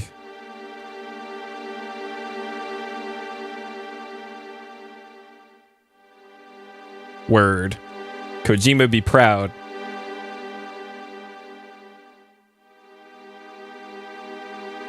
Oh shit. Oh god. He brought a knife to a fight.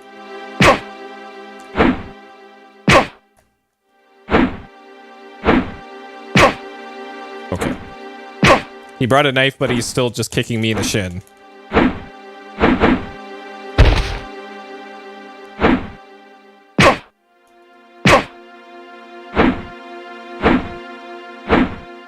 Please, please, please, connect with the ball kick. Please.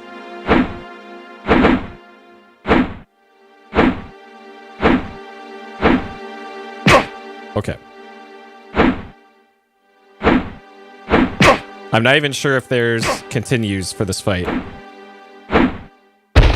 No! Okay, good.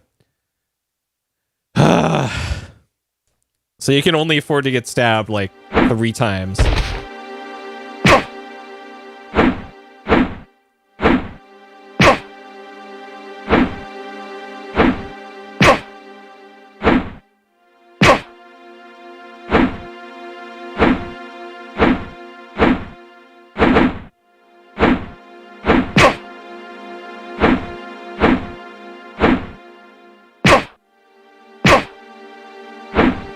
Man, I bet Knife Wolf is probably in Fight Club, Old Man Fight Club, and banned in tournaments. Can't use Knife Wolf. Too strong.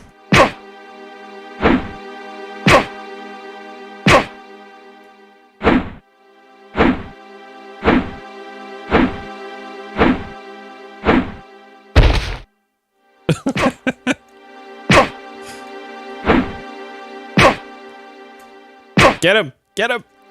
Get him! Fuck! Fuck! Oh, I was hitting the wrong button.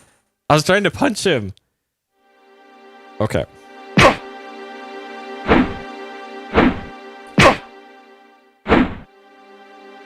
My thumb actually hurts from mashing in this.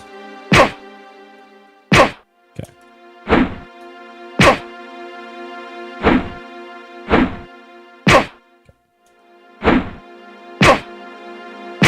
So I want to keep him just outside stabby range, if possible.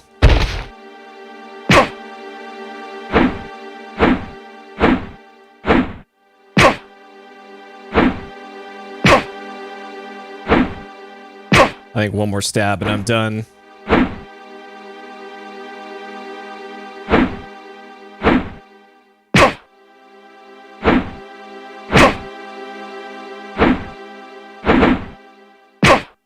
Come on, come on, come on, come on, come on, come on, come on, come on.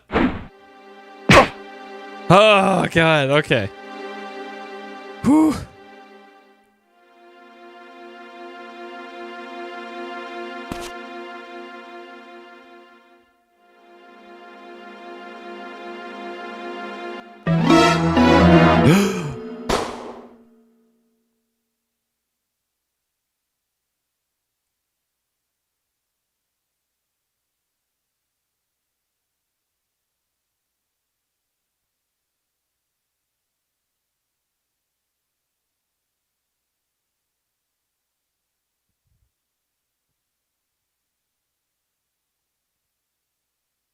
And you know what the best part is?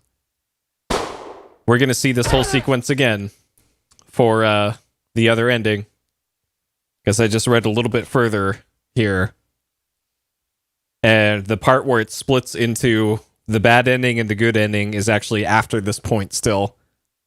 So, and the latest place that I could save was half an hour ago. But I can mash through the cutscenes, so it shouldn't take half an hour to get through all that again.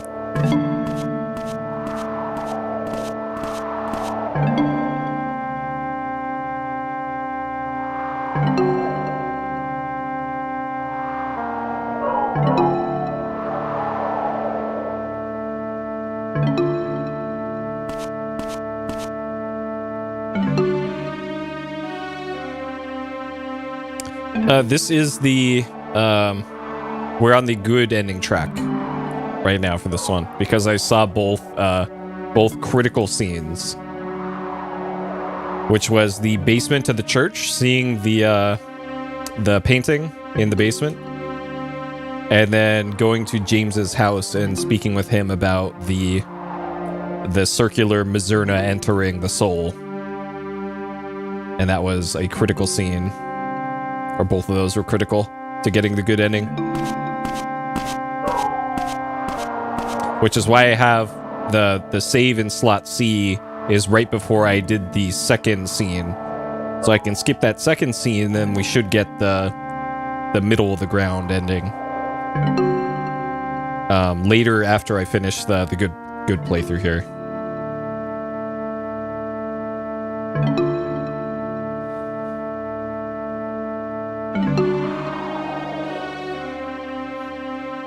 Probably. Winona.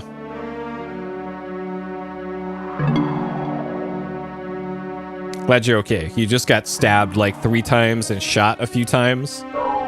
But it'll be fine. He'll be okay. Just rub some dirt on it.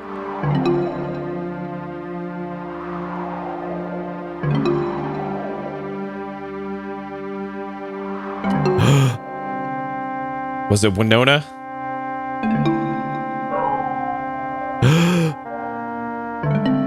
Was it a spooky ghost?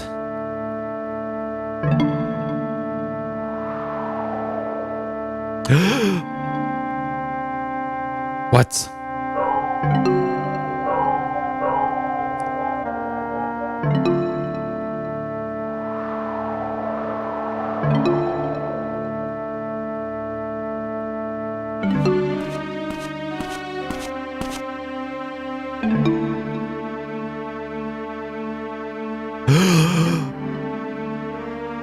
Never made it to the hospital. What?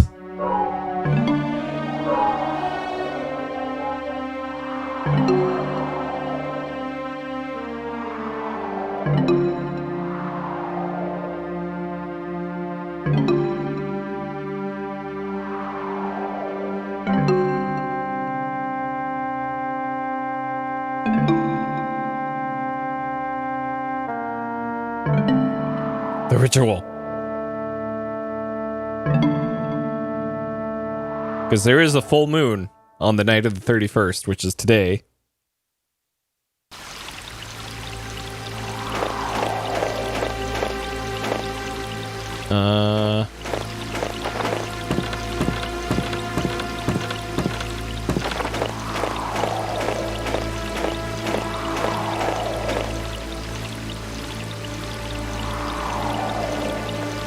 Oh, it's Cohen. He's got a pipe, looks like. Oh, it's shotgun.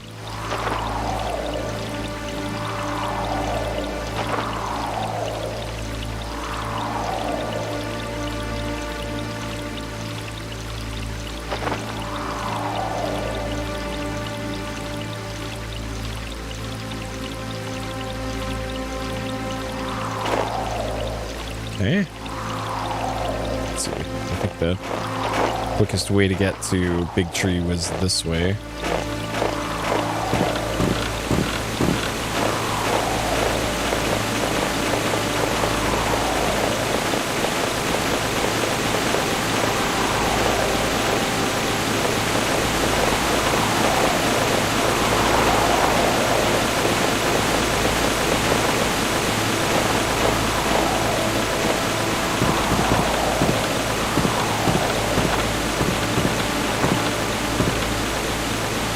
I would love to hurry to this tree, but I keep getting stuck on actually everything.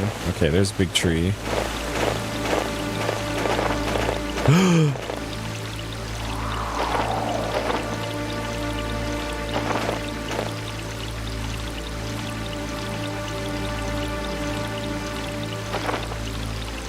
Oh yeah, she's merely unconscious.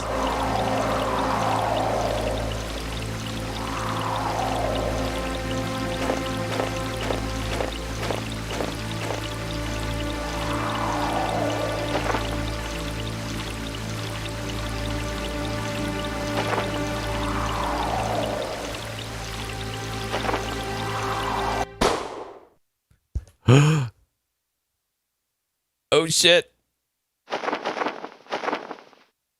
No. James. Oh man.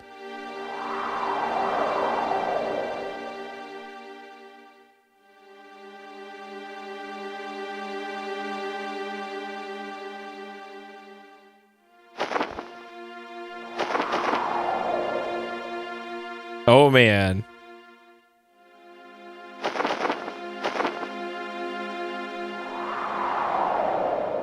Oh, that's what epic is. It's the poison from the ancient ritual.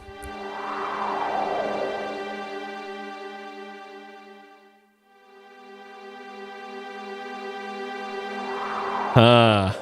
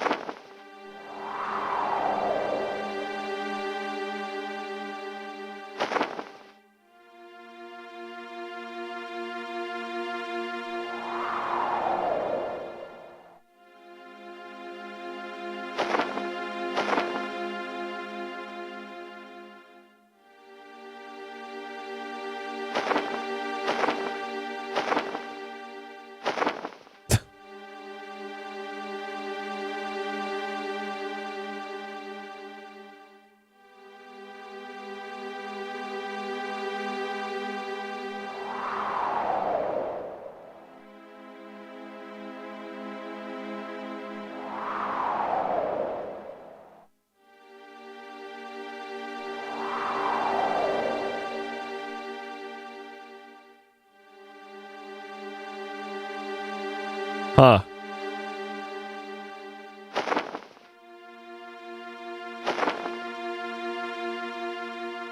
Sure.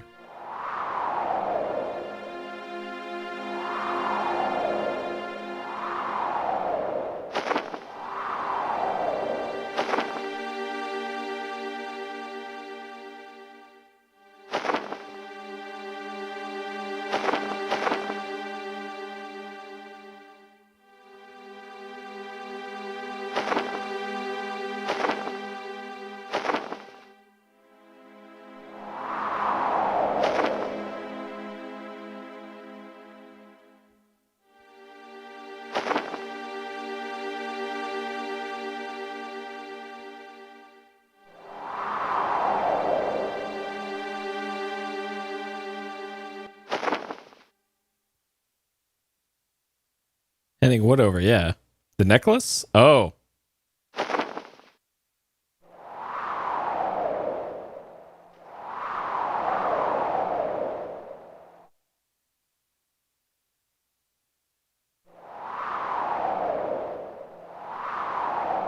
Oh, shit.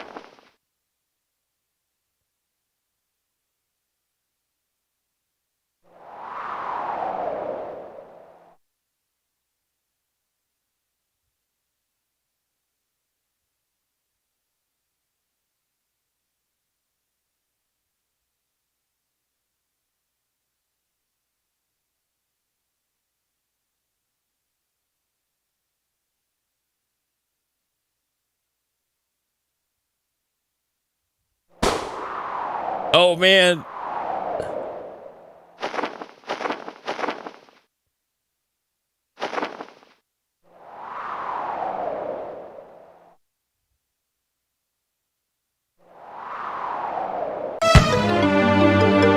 Oh, shit. Cohen.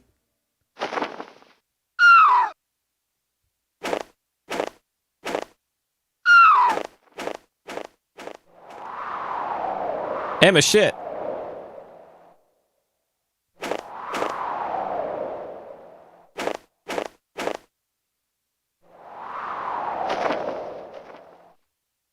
This is all autopiloting here.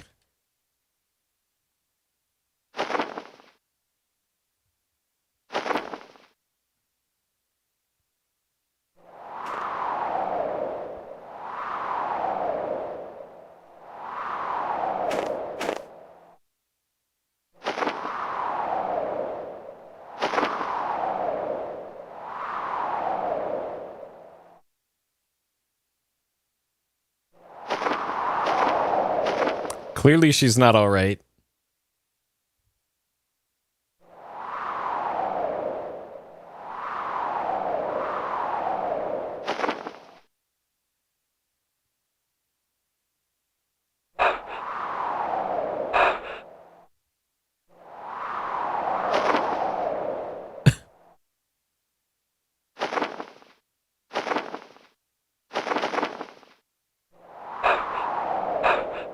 He got up quick.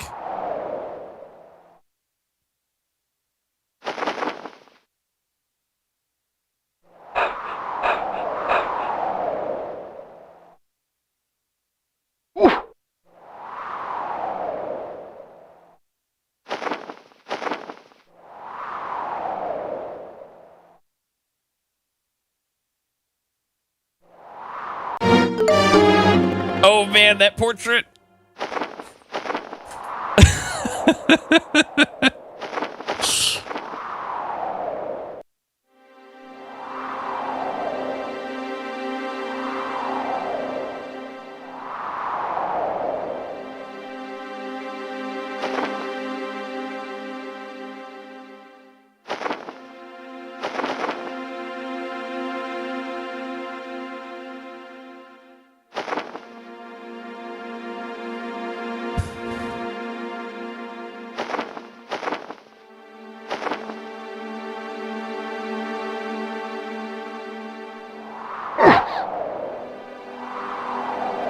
Gra, the human body is a T, Boomer, born of primal instincts.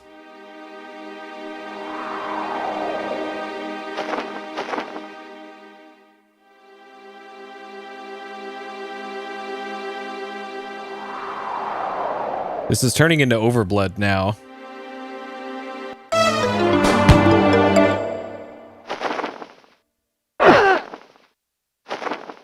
What?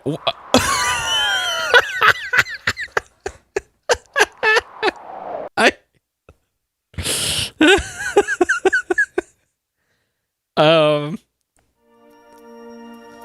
I don't.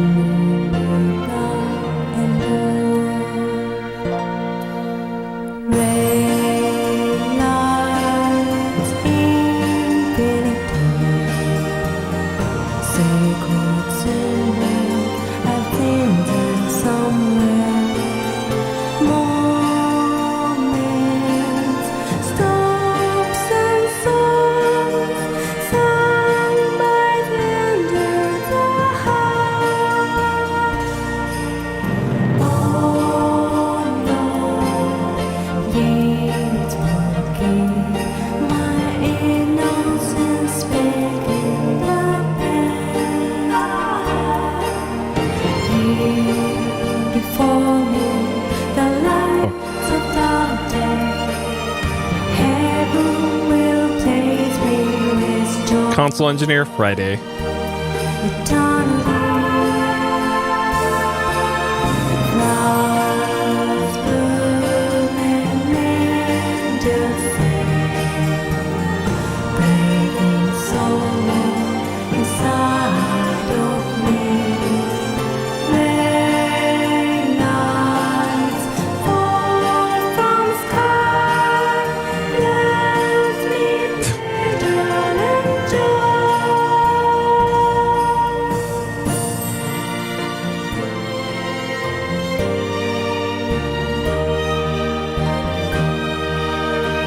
So Goto did the regular soundtrack, and then Sugiyama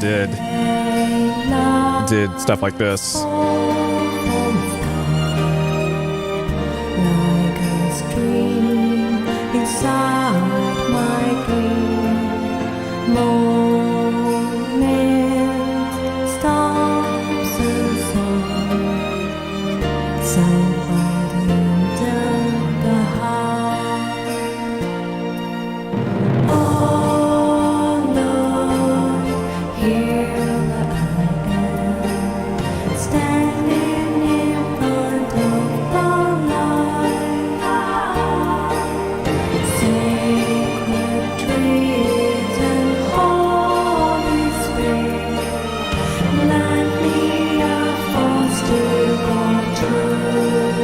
So this is pre-rendered. Frame rate's too good for this to be real time.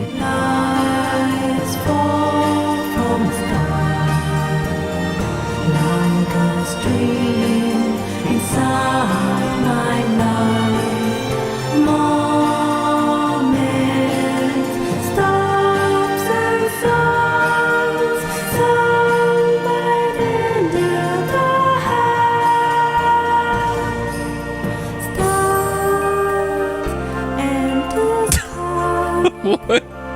Uncle Nas, what are you doing? This is Wendy's.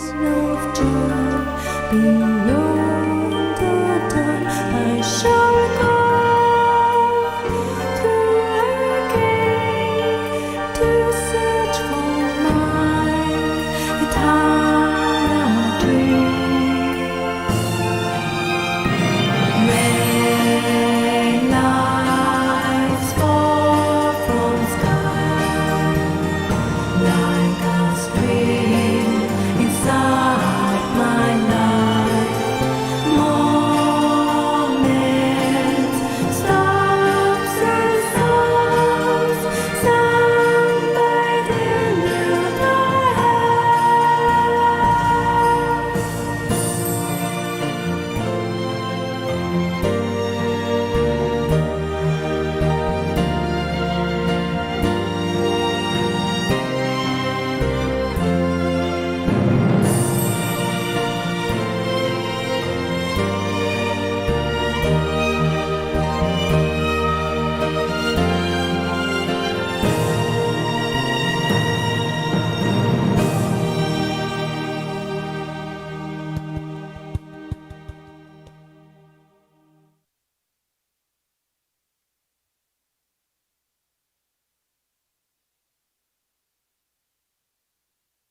Yeah, it's a good ending.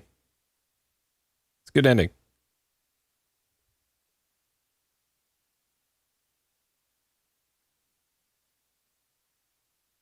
All right, now time to see bad ending. Bad ending 2. Okay. I'm going to assume that there's nothing after this, and this is just sits on this screen. So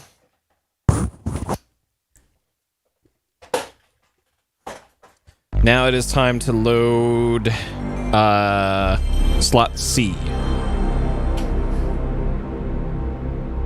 Okay, so 2854. So this took about 13 hours to go from start to finish on the bad ending. No, they showed Matthew. He was in the hospital. He was in the hospital gown.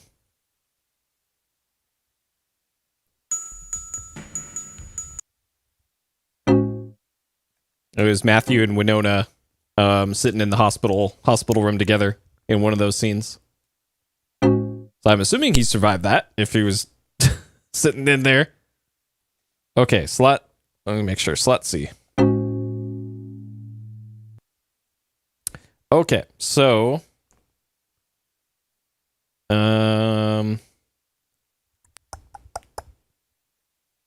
this should be before Bar Wolves 8 p.m. And oh no, this is right before I was supposed to go to James's house. Okay. Let me scroll up then. Okay. So 11:30 at James's house, which you're not going to do. So it looks like 5 p.m. next day is the next thing.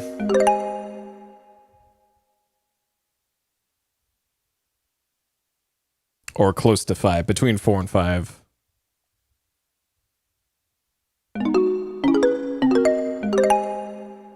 So 7. This should bring me to noon.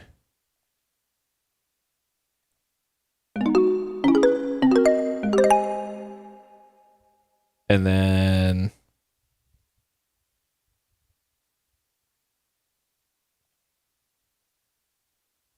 1:55.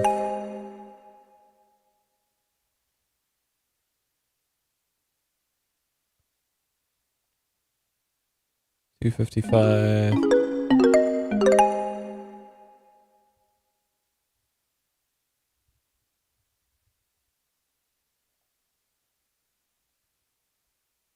$3:55.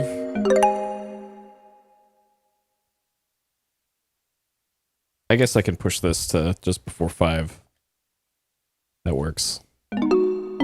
This part isn't on a super tight timer because we're just going to the hospital, and then we get that scene with Wolf outside. No. It ate my input.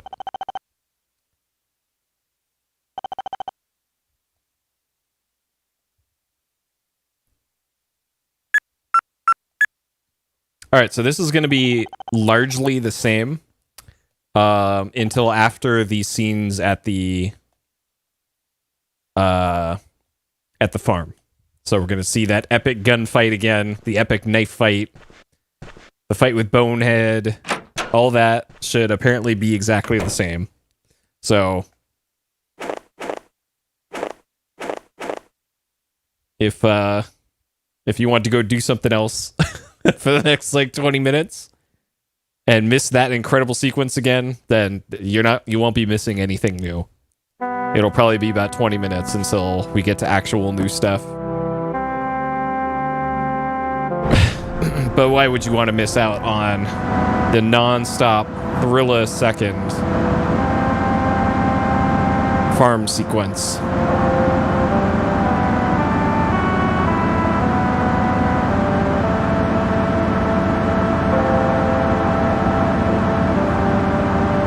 Yep.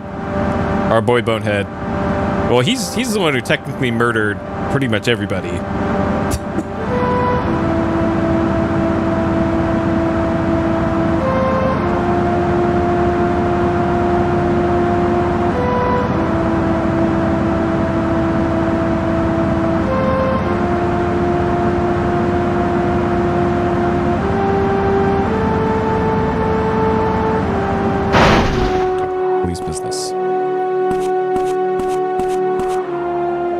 Okay, so I'm gonna be mashing through the dialogue for this.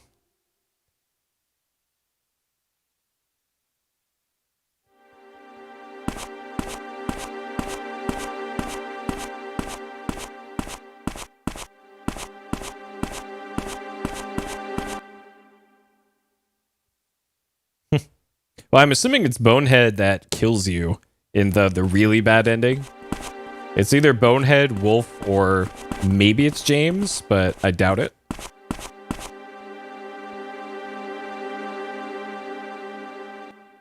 Alright, so this is Wolf. He's like, she's not up yet. I'm losing business. Talk to the deputy. And then go outside for the cutscene. And then the next thing is after 8 p.m. Wolf saved her.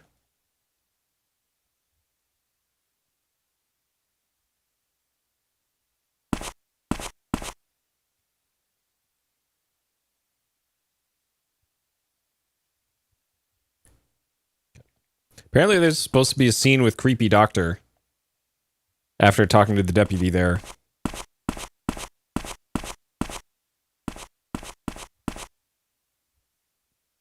Okay, cutscene outside.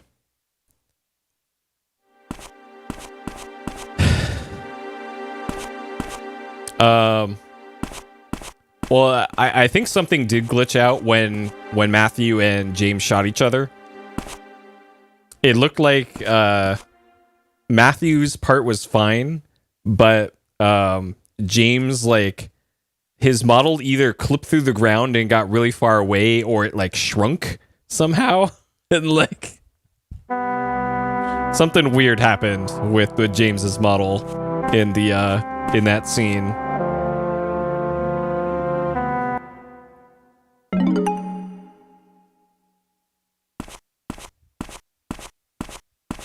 So right up until the end, Mizzurna Falls continues to deliver the jank.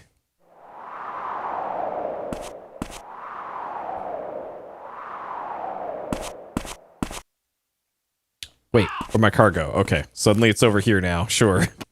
Somebody moved my car. That's actually... That would be good for a speedrun, actually, to park the car there if that gets moved every time. That would actually be strats, because then you don't have to turn your car around. But I have a feeling it just did that because of the Bonehead scene. Alright, so we gotta go back home and sleep.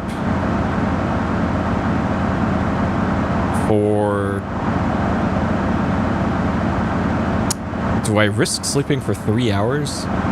I probably have to get to the club right at 8. So I don't think I'll risk it. I don't want to have to do this part again.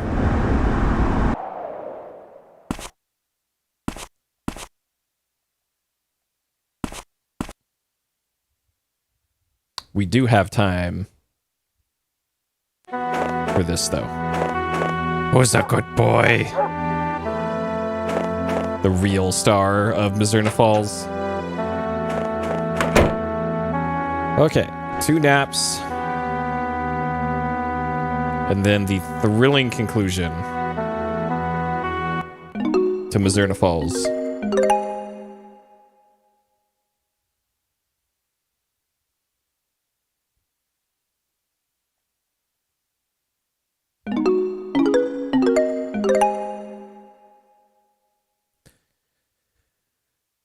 Okay.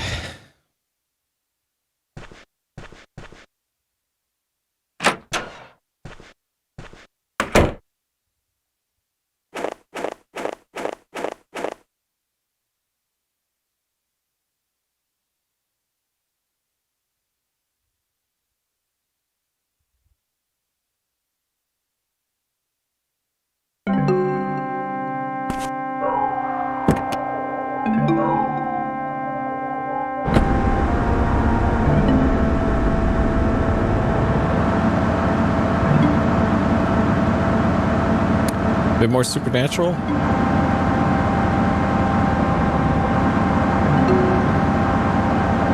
No, I think it was just the right amount. But I don't know if it's trying to emulate Twin Peaks more directly or not, though I haven't seen more than... I've only seen like the second episode of the second season, so I don't know how wild Twin Peaks ends up getting.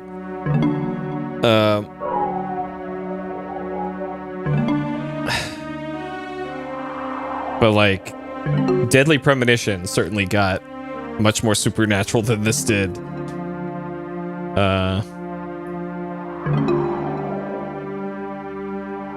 But no, I think that was a satisfying ending, I guess, is how I would describe the good ending. The bad ending, though, the one I already saw, not satisfying at all. We were a bad detective.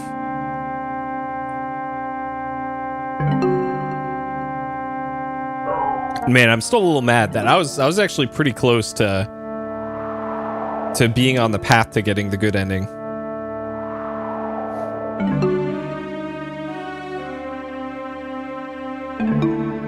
Nice. No, I have not streamed Deadly Premonition 2 yet. I have it on Switch. It is on the to-do list. I don't know. I don't think I'd stream that one anytime soon after playing through this one. So. Yep, good old David Lynch.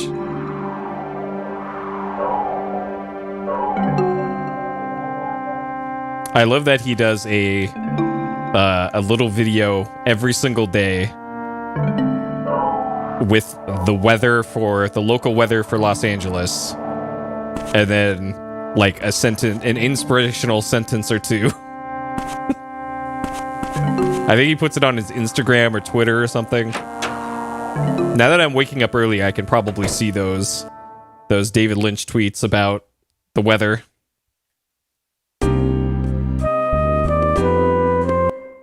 And experience those in real time.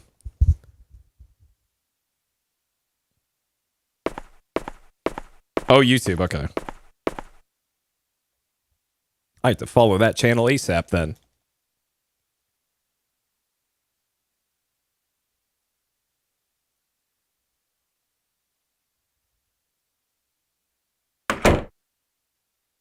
Alright, so this is Mel trying to find some answers from Wolf.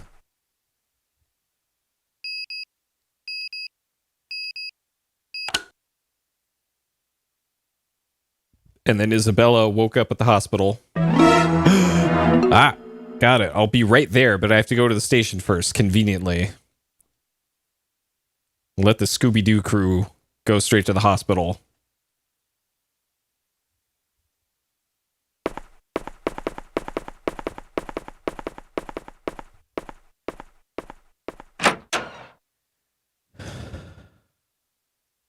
Okay.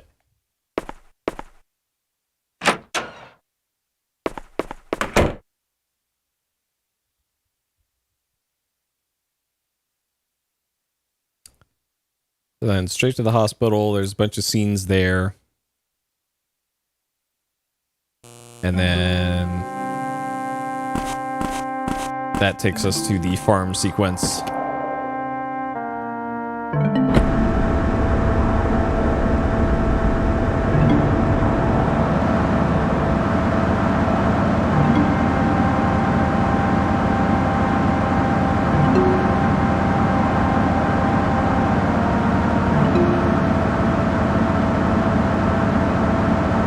And I'm thinking back to my blind playthrough this.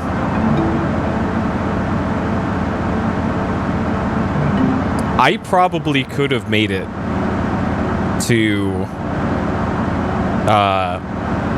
this far in the game if I like started over again with what I knew how things would go. And do them all as soon as I knew they would happen. Though I doubt I would have come across Well, I don't know. Maybe I would have still come across the thing in the basement. I think the one thing that I probably wouldn't have stumbled upon would be the guy in the jacket, the diner robber, coming across him, leaving the diner. But I think nearly everything else I probably would have been able to do within like an additional blind playthrough.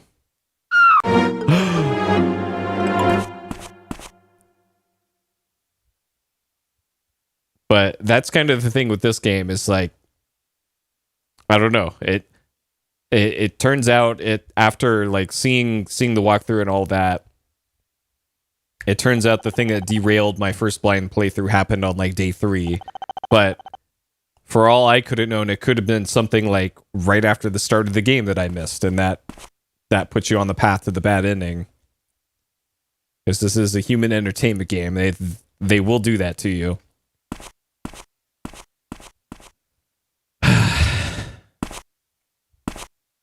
So it's a little frustrating that to think that I was actually pretty close to figuring it out myself, but I ain't got that kind of time these days. This took long enough to do this with a walkthrough.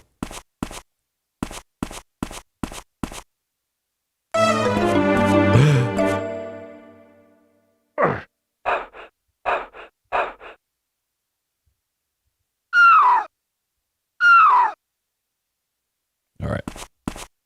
Bringing out all the sound effects for the end of the game.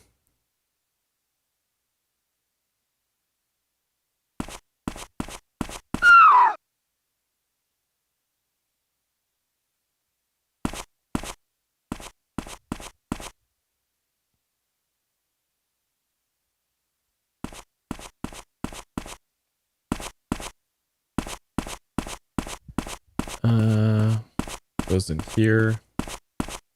Yeah, that's true. Like shit, I ran into event layering even knowing what was gonna happen. Cause yeah, that's one of the things is like you never know when you're gonna get a phone call. So it kind of artificially extends the length of the playthrough because you don't go and save. But then it turns out if you want to see everything that isn't optional, you hardly have time to save. All right, so there's James saving us from Bonehead, even though it turns out James was the mastermind behind all this. Okay.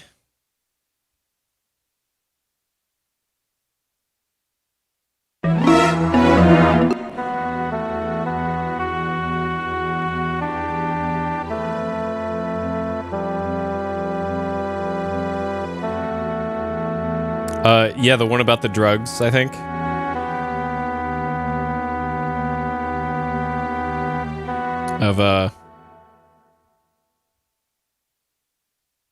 No, I know I got a phone call in the morning from the doctor.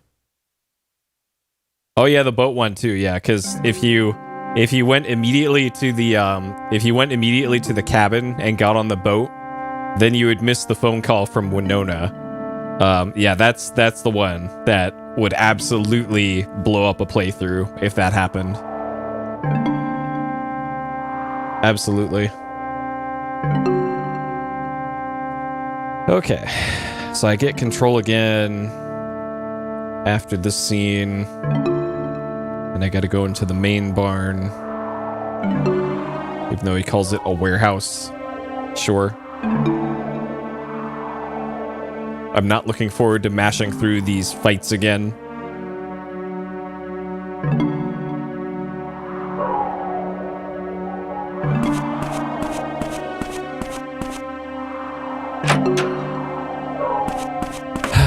Okay.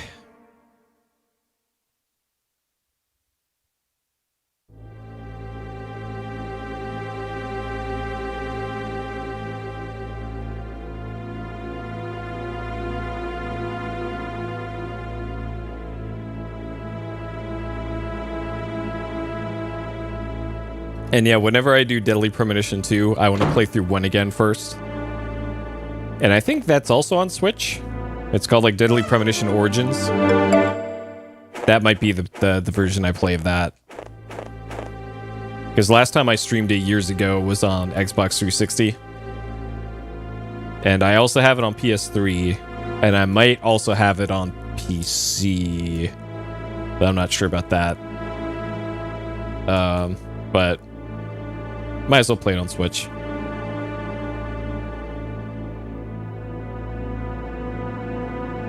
Yeah, I enjoyed Deadly Premonition. Like, it's one of those games that you can't expect it to not be jank.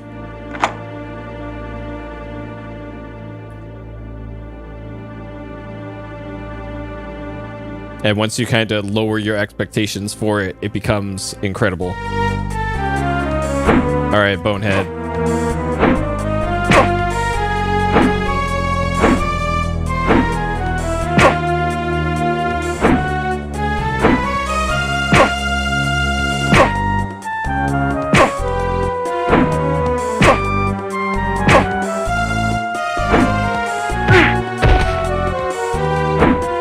Man, that does so much damage. That one kick he does.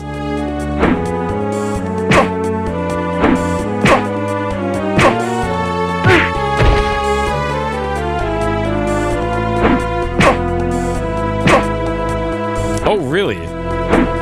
One shot kills for the normal enemies?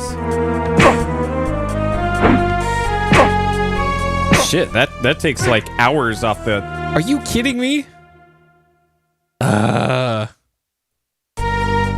That takes off a lot of time then, especially from the enemies that crawl out of the ceiling.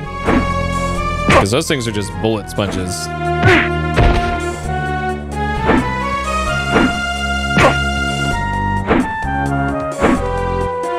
Well, shit, I'm definitely playing those versions then. Because the combat, clearly the weakest part of Deadly Premonition.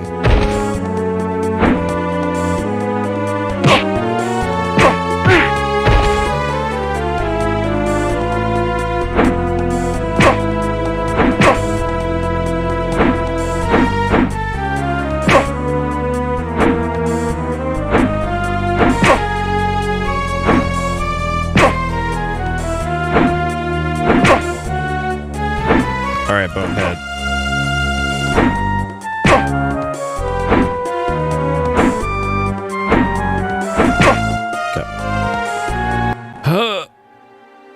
Okay. Yeah, I have a feeling the Switch version is probably based off of like PC. The PC special edition. It would be very strange if they suddenly made that the Xbox version.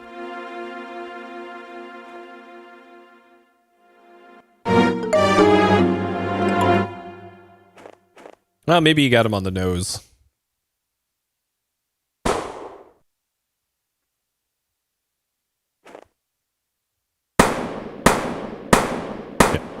And then he shoots him with his 22 bullet revolver.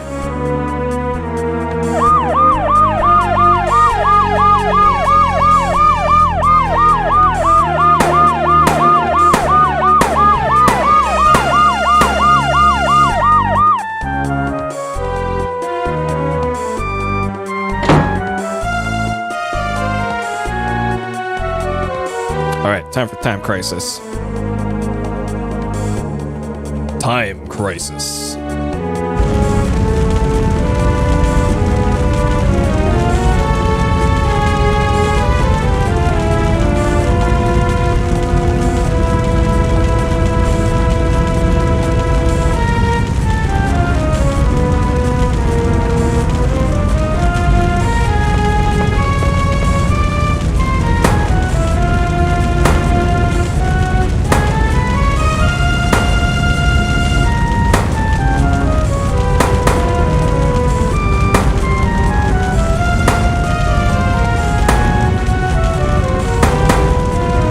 Looks like the button prompts are always the same.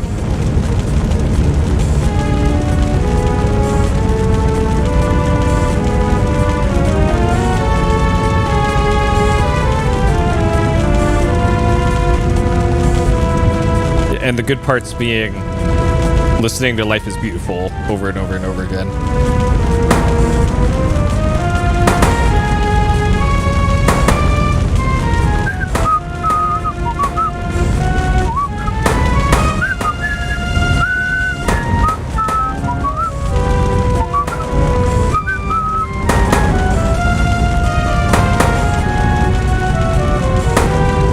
He still shoots you?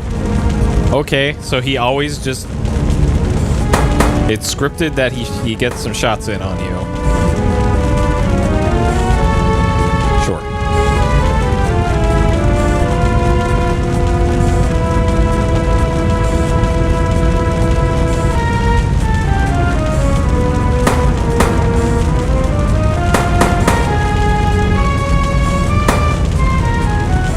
By the way, this part has rumble every time you shoot. Like, rumble is hardly ever used in the rest of the game, except for these parts. And that also means that they could have put analog controls into this game, but they chose not to. Is also, I just now realized that. They put rumble support in, but not analog support.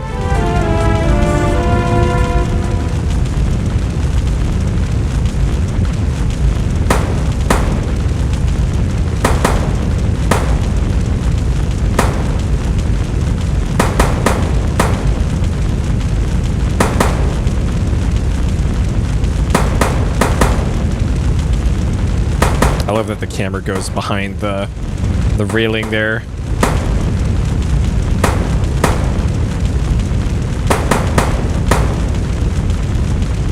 Okay.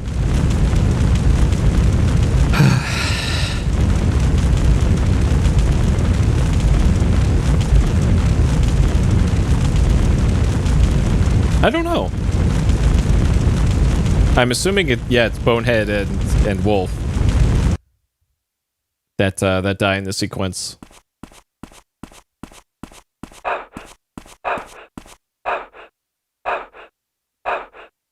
Okay. All right. Let's go.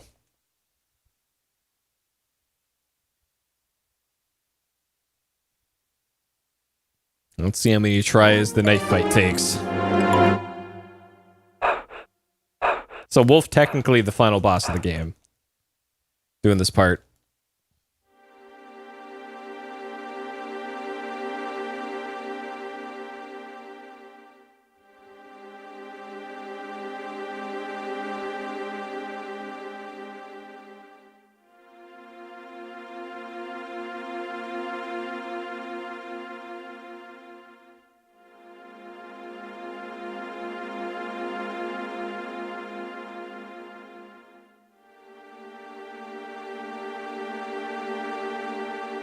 I love how philosophical this whole sequence gets. And then he pulls a knife on you.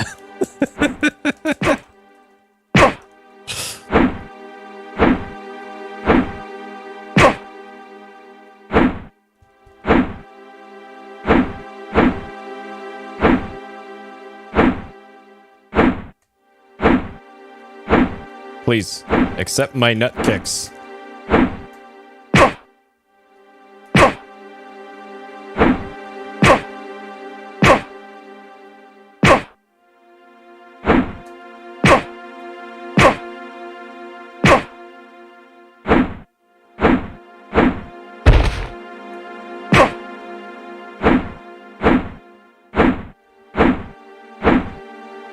Brought a knife to a thought experiment, huh?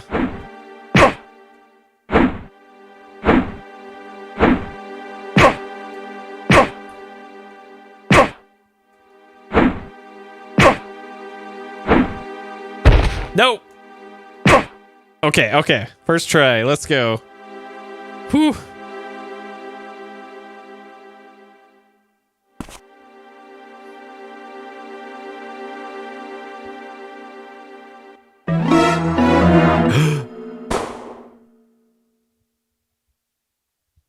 Okay. So kind of everything after this point is going to be new, or should be?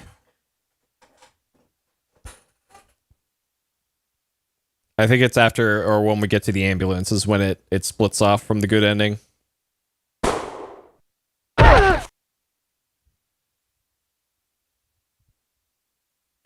Okay.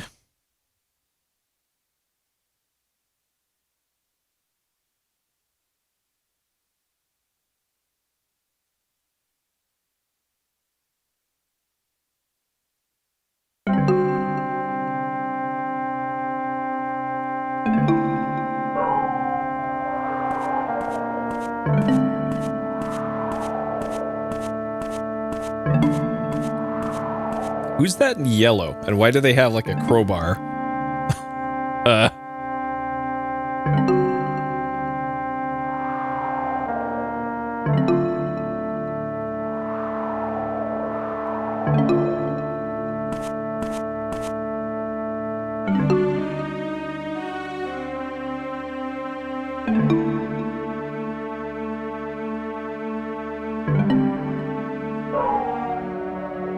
Okay.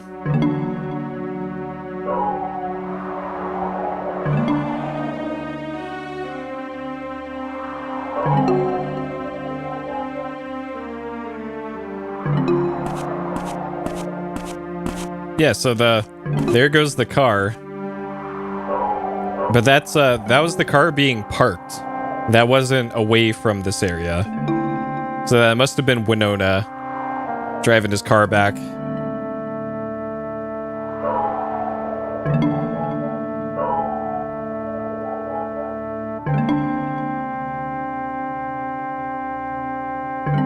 Yeah, okay, yeah, that was definitely Winona bringing his car back. Okay. Because I guess we did leave it at the hospital.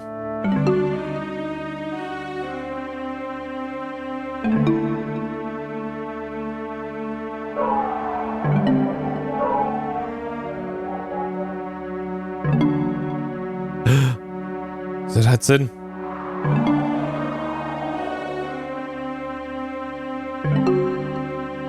So Wolf shouted, "You bastard," as he died. And that was at James. Okay.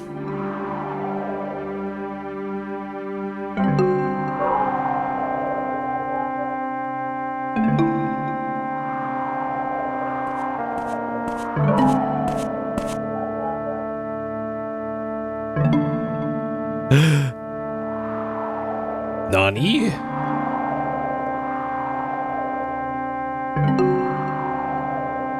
Okay, and then this was Matthew standing out in front of the barn, thinking, where would it have gone?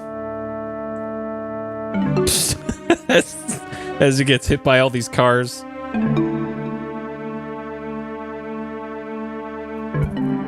Okay, so this is also still the same as the good ending. Okay.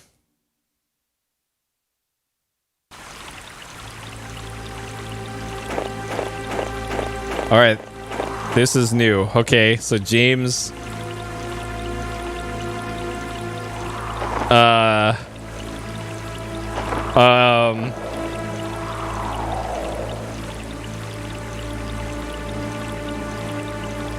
he must be faking it.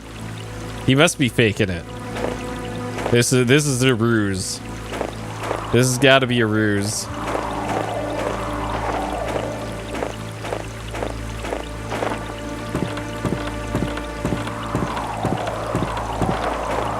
Okay, it's autopiloting here. Are we gonna get killed by a bear? Oh man.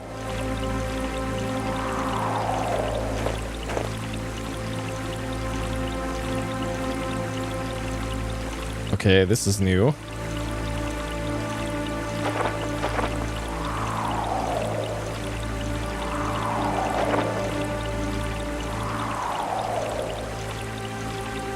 And he gives us the shotgun at the start? Okay.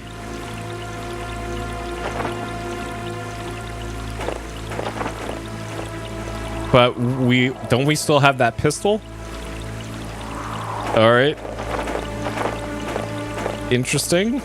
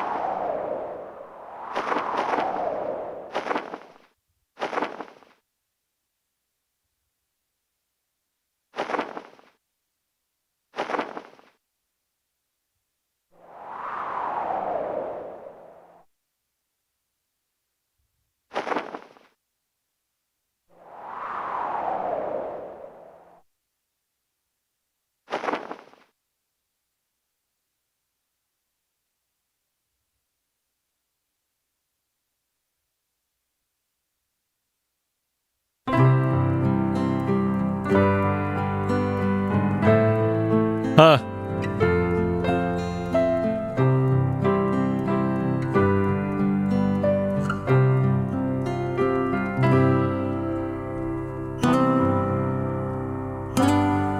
Okay, and this is the same credits as the really bad ending.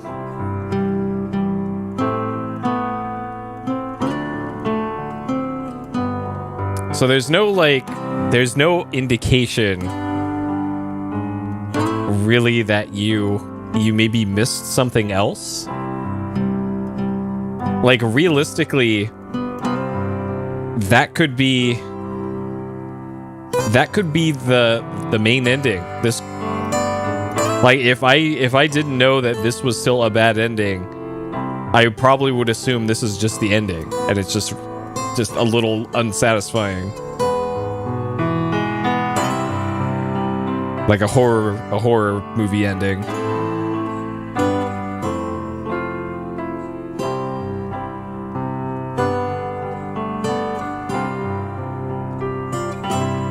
Huh. Either that, or there's like a message after the credits of like, you missed something. Because I think that was also the case for the other one.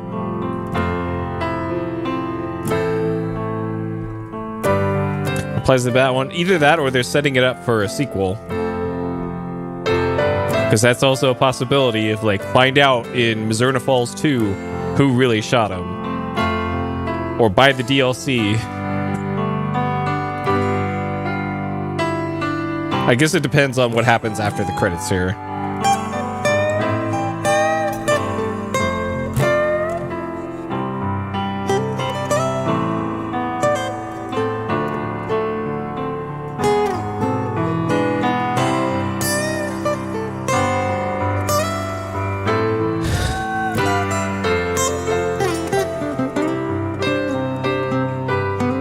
I kind of like this version better than the orchestrated one.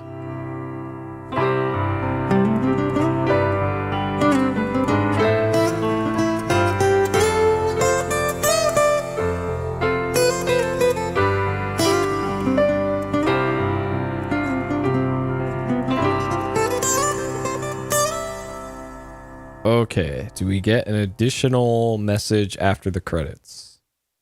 Yeah, okay, so yes. There is your indication you got the bad ending. Okay.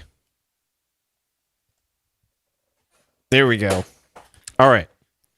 So, one final piece of business here.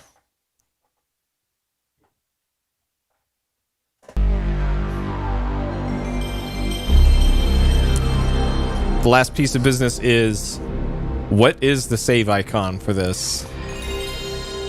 What would the icon be for this game?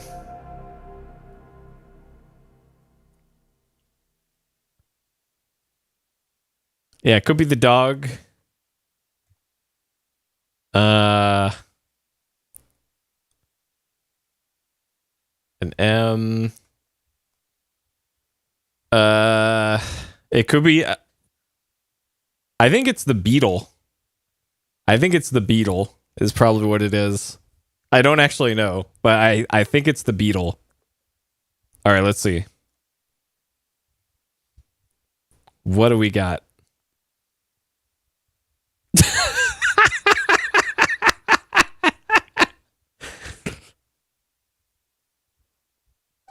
All right.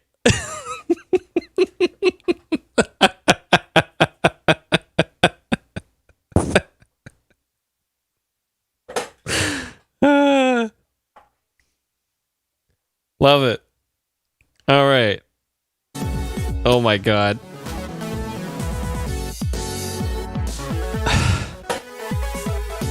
Yeah, I think that's the best possible outcome for that one. Oh man.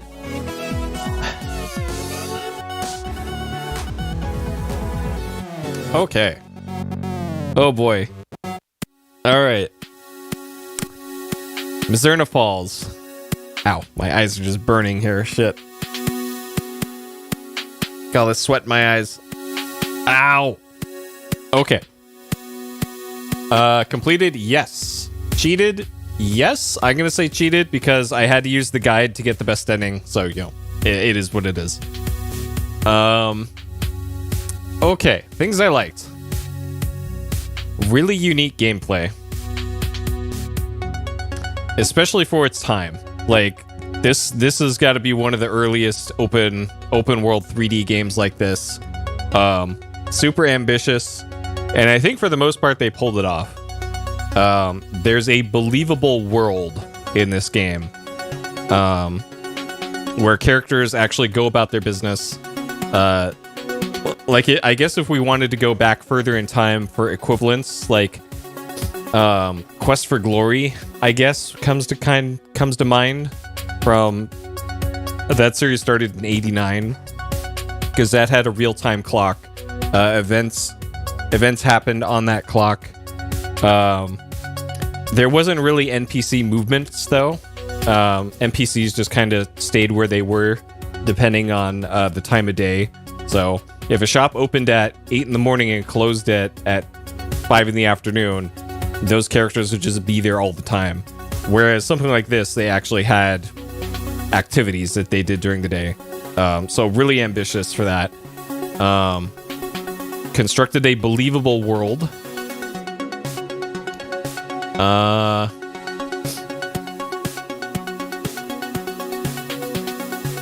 Good writing.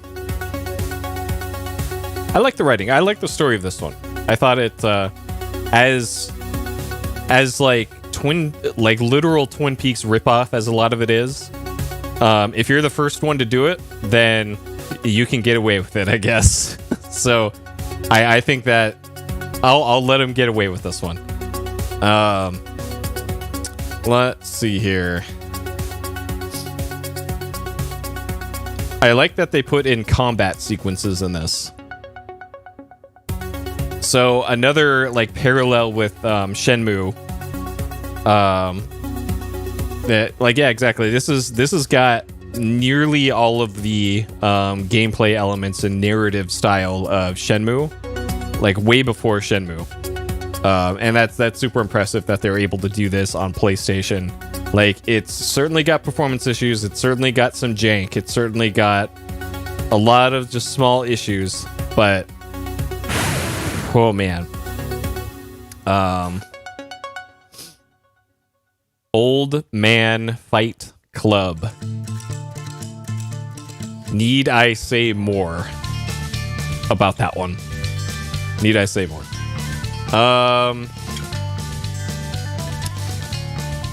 Like that there were more multiple endings.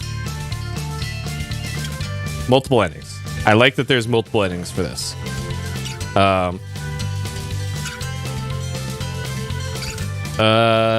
Game put human in the red. Yeah, I could see that. I could see that. Especially if it maybe didn't sell very well either. Like, especially since they didn't bring this outside of Japan. Like, they put all this work into this, and then it was only for the Japanese market. If this was actually localized and sold in North America and Europe, Human would probably still be around. Yeah. Like, man, it's so weird. It's so weird. Okay, things I did not like. Combat devolved into button mashing. Vehicle controls were just annoying. Lots of small bugs and issues. I wish there was a bit more music. Let's see. Very difficult to actually complete the game unless you're following a walkthrough.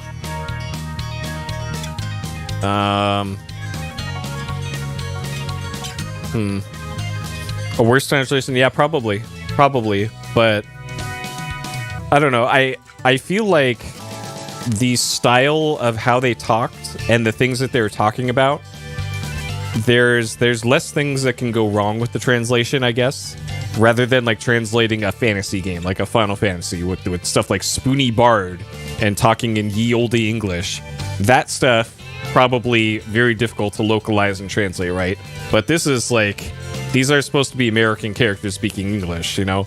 So probably make it a little bit easier to localize. But then again, I'm not a localizer, I'm not a translator, I don't know. It could be massively difficult, I don't know.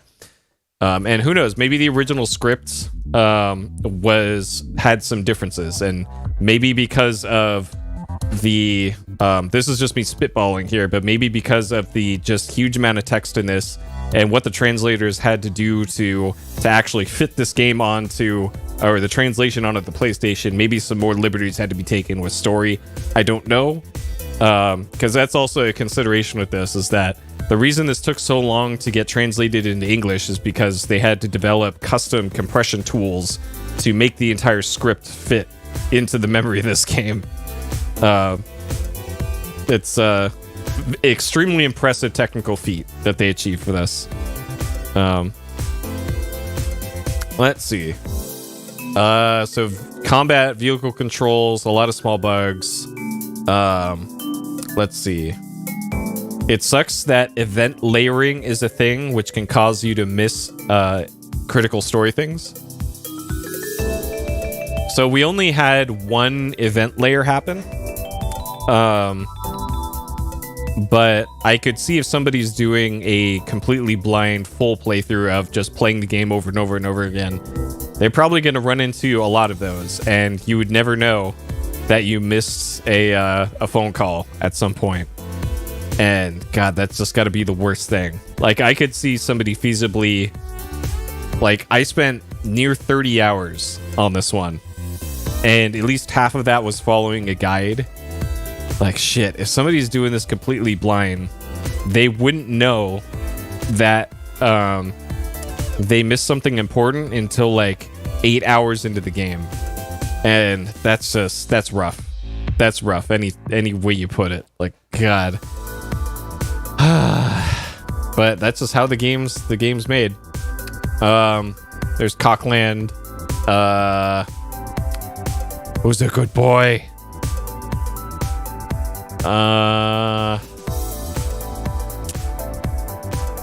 Event layering. Old Man Fight Club. Bring in 90-year-old lady some smokes.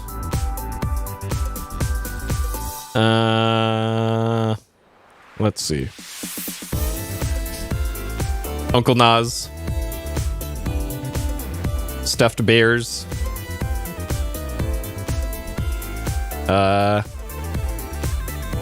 Fine police work.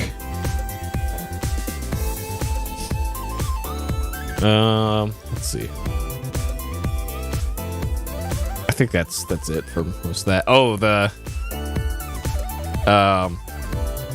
a revolver with 22 bullets in it. Sure.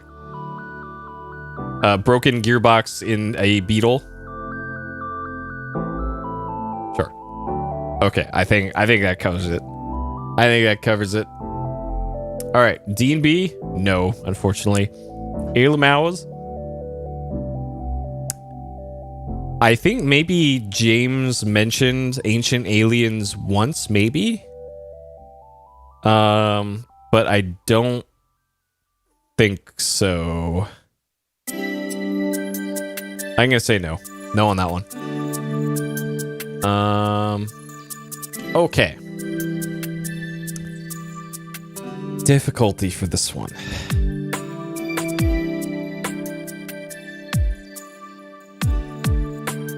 So just...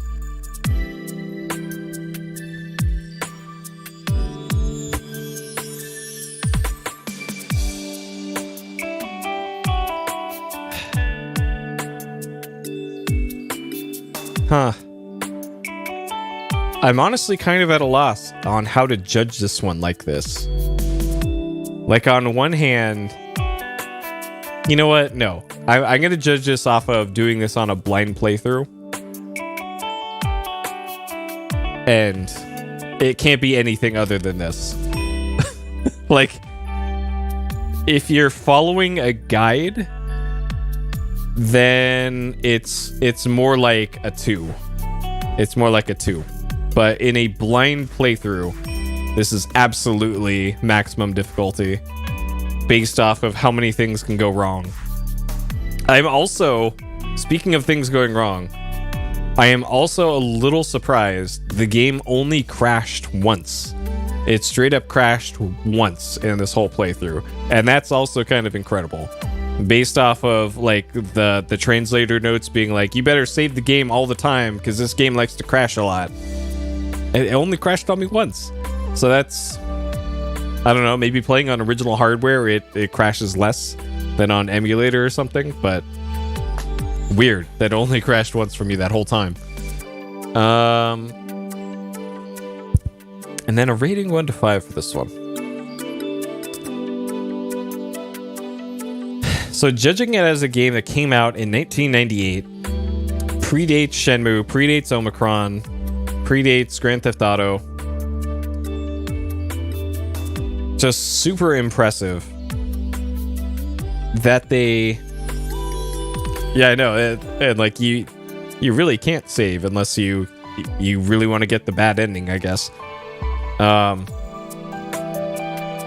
Judging this as a 1998 game, just extremely impressive technically what they were able to fit onto here to get this huge, well, relatively huge game world, living, breathing game world that ran. It didn't run great, but it ran, which is something. Not having super long load times, because like PS1 did not have a lot of memory space in it, so they had to keep all those 3D models that were loaded in the scene. They had to have all of those. They had to have the positions of all the characters, where they are on their schedule, along with all the inventory stuff and all the other stuff you have to keep in memory. And that just seems like a whole bunch of stuff to dump into this one. And it's kind of the scale of a game like this you really didn't start seeing until the next generation of systems, until like PlayStation 2, GameCube, Xbox, and that era of like PC games. So just extremely technically impressive what they were able to pull off of this. The story, there probably weren't a whole lot of games that had a story like this. Like, I know when Deadly Premonition came out, people were like, oh man, this game is just practically Twin Peaks. And it's a little surprising that no other game really attempted to do that before this. And it turns out this one did. So that's also kind of novel with all that. Yeah, it feels like a modern demake, I guess, is probably a good way to describe it. And yeah, it's just really surprising that a game of this scope was able to be put together by a relatively small team and that it all worked. That's really incredible. I don't think so as far as like the overall structure of this game, it takes a lot of stuff from Human's earlier games, like the Clock Tower games, where it feels like if you make one wrong move, you're just in Dead Man Walking, and then you can't beat the game. And that happened to me about halfway through my blind playthrough, and I had no way of knowing that I had no way I could actually continue the playthrough until I eventually exhausted all other options. And then it gave me the really bad ending. So I don't like that it does that. It would have been nice if there was more of an in-game hint system, I guess, because you'd think that you'd be able to like talk to the sheriff and he would mention something offhand for like, oh, maybe I should investigate this, and that'll point the player to where they should look, or talk to Winona or Uncle Nas or somebody that'll push you in the right direction. Like Shenmue did that a lot, to its credit. It not only had like some mildly cryptic hints for what to do next in the notebook, and then Ryo would actually ask characters in the game world like, I'm looking for sailors, or I'm looking for Chinese, I'm looking for Landi. It it kind of feels like this game would have been a bit better if that existed in this. And yeah, so Zach says they had to scrap a lot of the notebook ideas, and yeah, that makes sense for a small team and probably crunched for time, and also probably memory issues with the PS1. They could only fit so much crap loaded at once. But I think it was to the detriment of the gameplay experience for this. So this one kind of felt like it's a game best experienced with the walkthrough, and playing it as an actual adventure game where you're trying to figure out what to do next, you're just gonna have a real bad time because you're almost guaranteed to have something derail your playthrough. And the one big one, the one getting on the rowboat to the thing and missing Winona's phone call, guarantee every single person that plays this blind, their playthrough is going to get blown up by that. And that is like near the end of the game. So that would be about 10 hours into the game if that happened. With a walkthrough is how far that is into the game. And God, that's just... I don't like that that's how they structured this one. Like, if they... I guess it also kind of lines up with they had to have the game end on the 31st because of the full moon thing, which isn't apparent until the very end of the game. So it feels like if they were going to railroad the player into finishing the game on the 31st no matter what, there should have been some more like mandatory pushes to the player for like if you happen to miss an event or something, like you'll get a phone call from Winona being like, hey, meet me at the diner, I saw one of the robbers there or something, or a call from the sheriff of like, hey, I heard something weird's going on at the forest. And it feels like they left a little bit too much up to the player to stumble across, and you have to stumble across those things in order to beat the game. And I really don't like that they did that. Because I'm thinking back to another like analog to this would be Quest for Glory 2. And in that game, it's a similar size game world, but you always had some sort of thing you could go back to if you were stuck. You could always go back to the inn, ask the person there what's going on in town, go to the Heroes Guild, ask what's going on in town, what your quest is. And it felt like all of the characters that might fill that role in Mizzurna Falls were just completely useless, like the sheriff. So, I think that was a overall detriment to the game as an adventure game, in that they leave way too much up to the player to figure out themselves. Let's see. Graphically, I think it looked just fine for a PS1 game of this era. It's unfortunate they didn't put in analog controls for the car. That certainly would have made the car parts a lot better. Not necessarily for the walking around parts, because it's tank controls and not much you can do about that. It's cool that they put in the fighting system in it, but it really just devolved down into mash buttons and hope for the best. I am glad that they put in infinite continues for those, because if those were an instant game over if you lost a fight, that would be really fucked up. So good on them for realizing that that would be a huge roadblock to everybody who played their game. The shooting QTEs were super goofy and felt kind of unnecessary. There probably could have been a better way they could handle that, rather than, hey, you gotta shoot this guy 100 times with a pistol. Like, okay, sure. And I would say that overall I did enjoy the story. The good ending wrapped up things nicely. Things, for the most part, made sense. And I think it resolved itself nicely. So, for a 1998 game like this, I think it's got enough working against it in terms of its structure to not give it a super high rating here. But I did enjoy my time with Mizzurna Falls, and I would say that this is worth a play. I'd call this not essential, but if you like games like this, yeah, check it out. It's a pretty good game. All right, so there you go. Mizzurna Falls, done in 8 sittings in about 29 and a half hours. The good ending walkthrough playthrough took about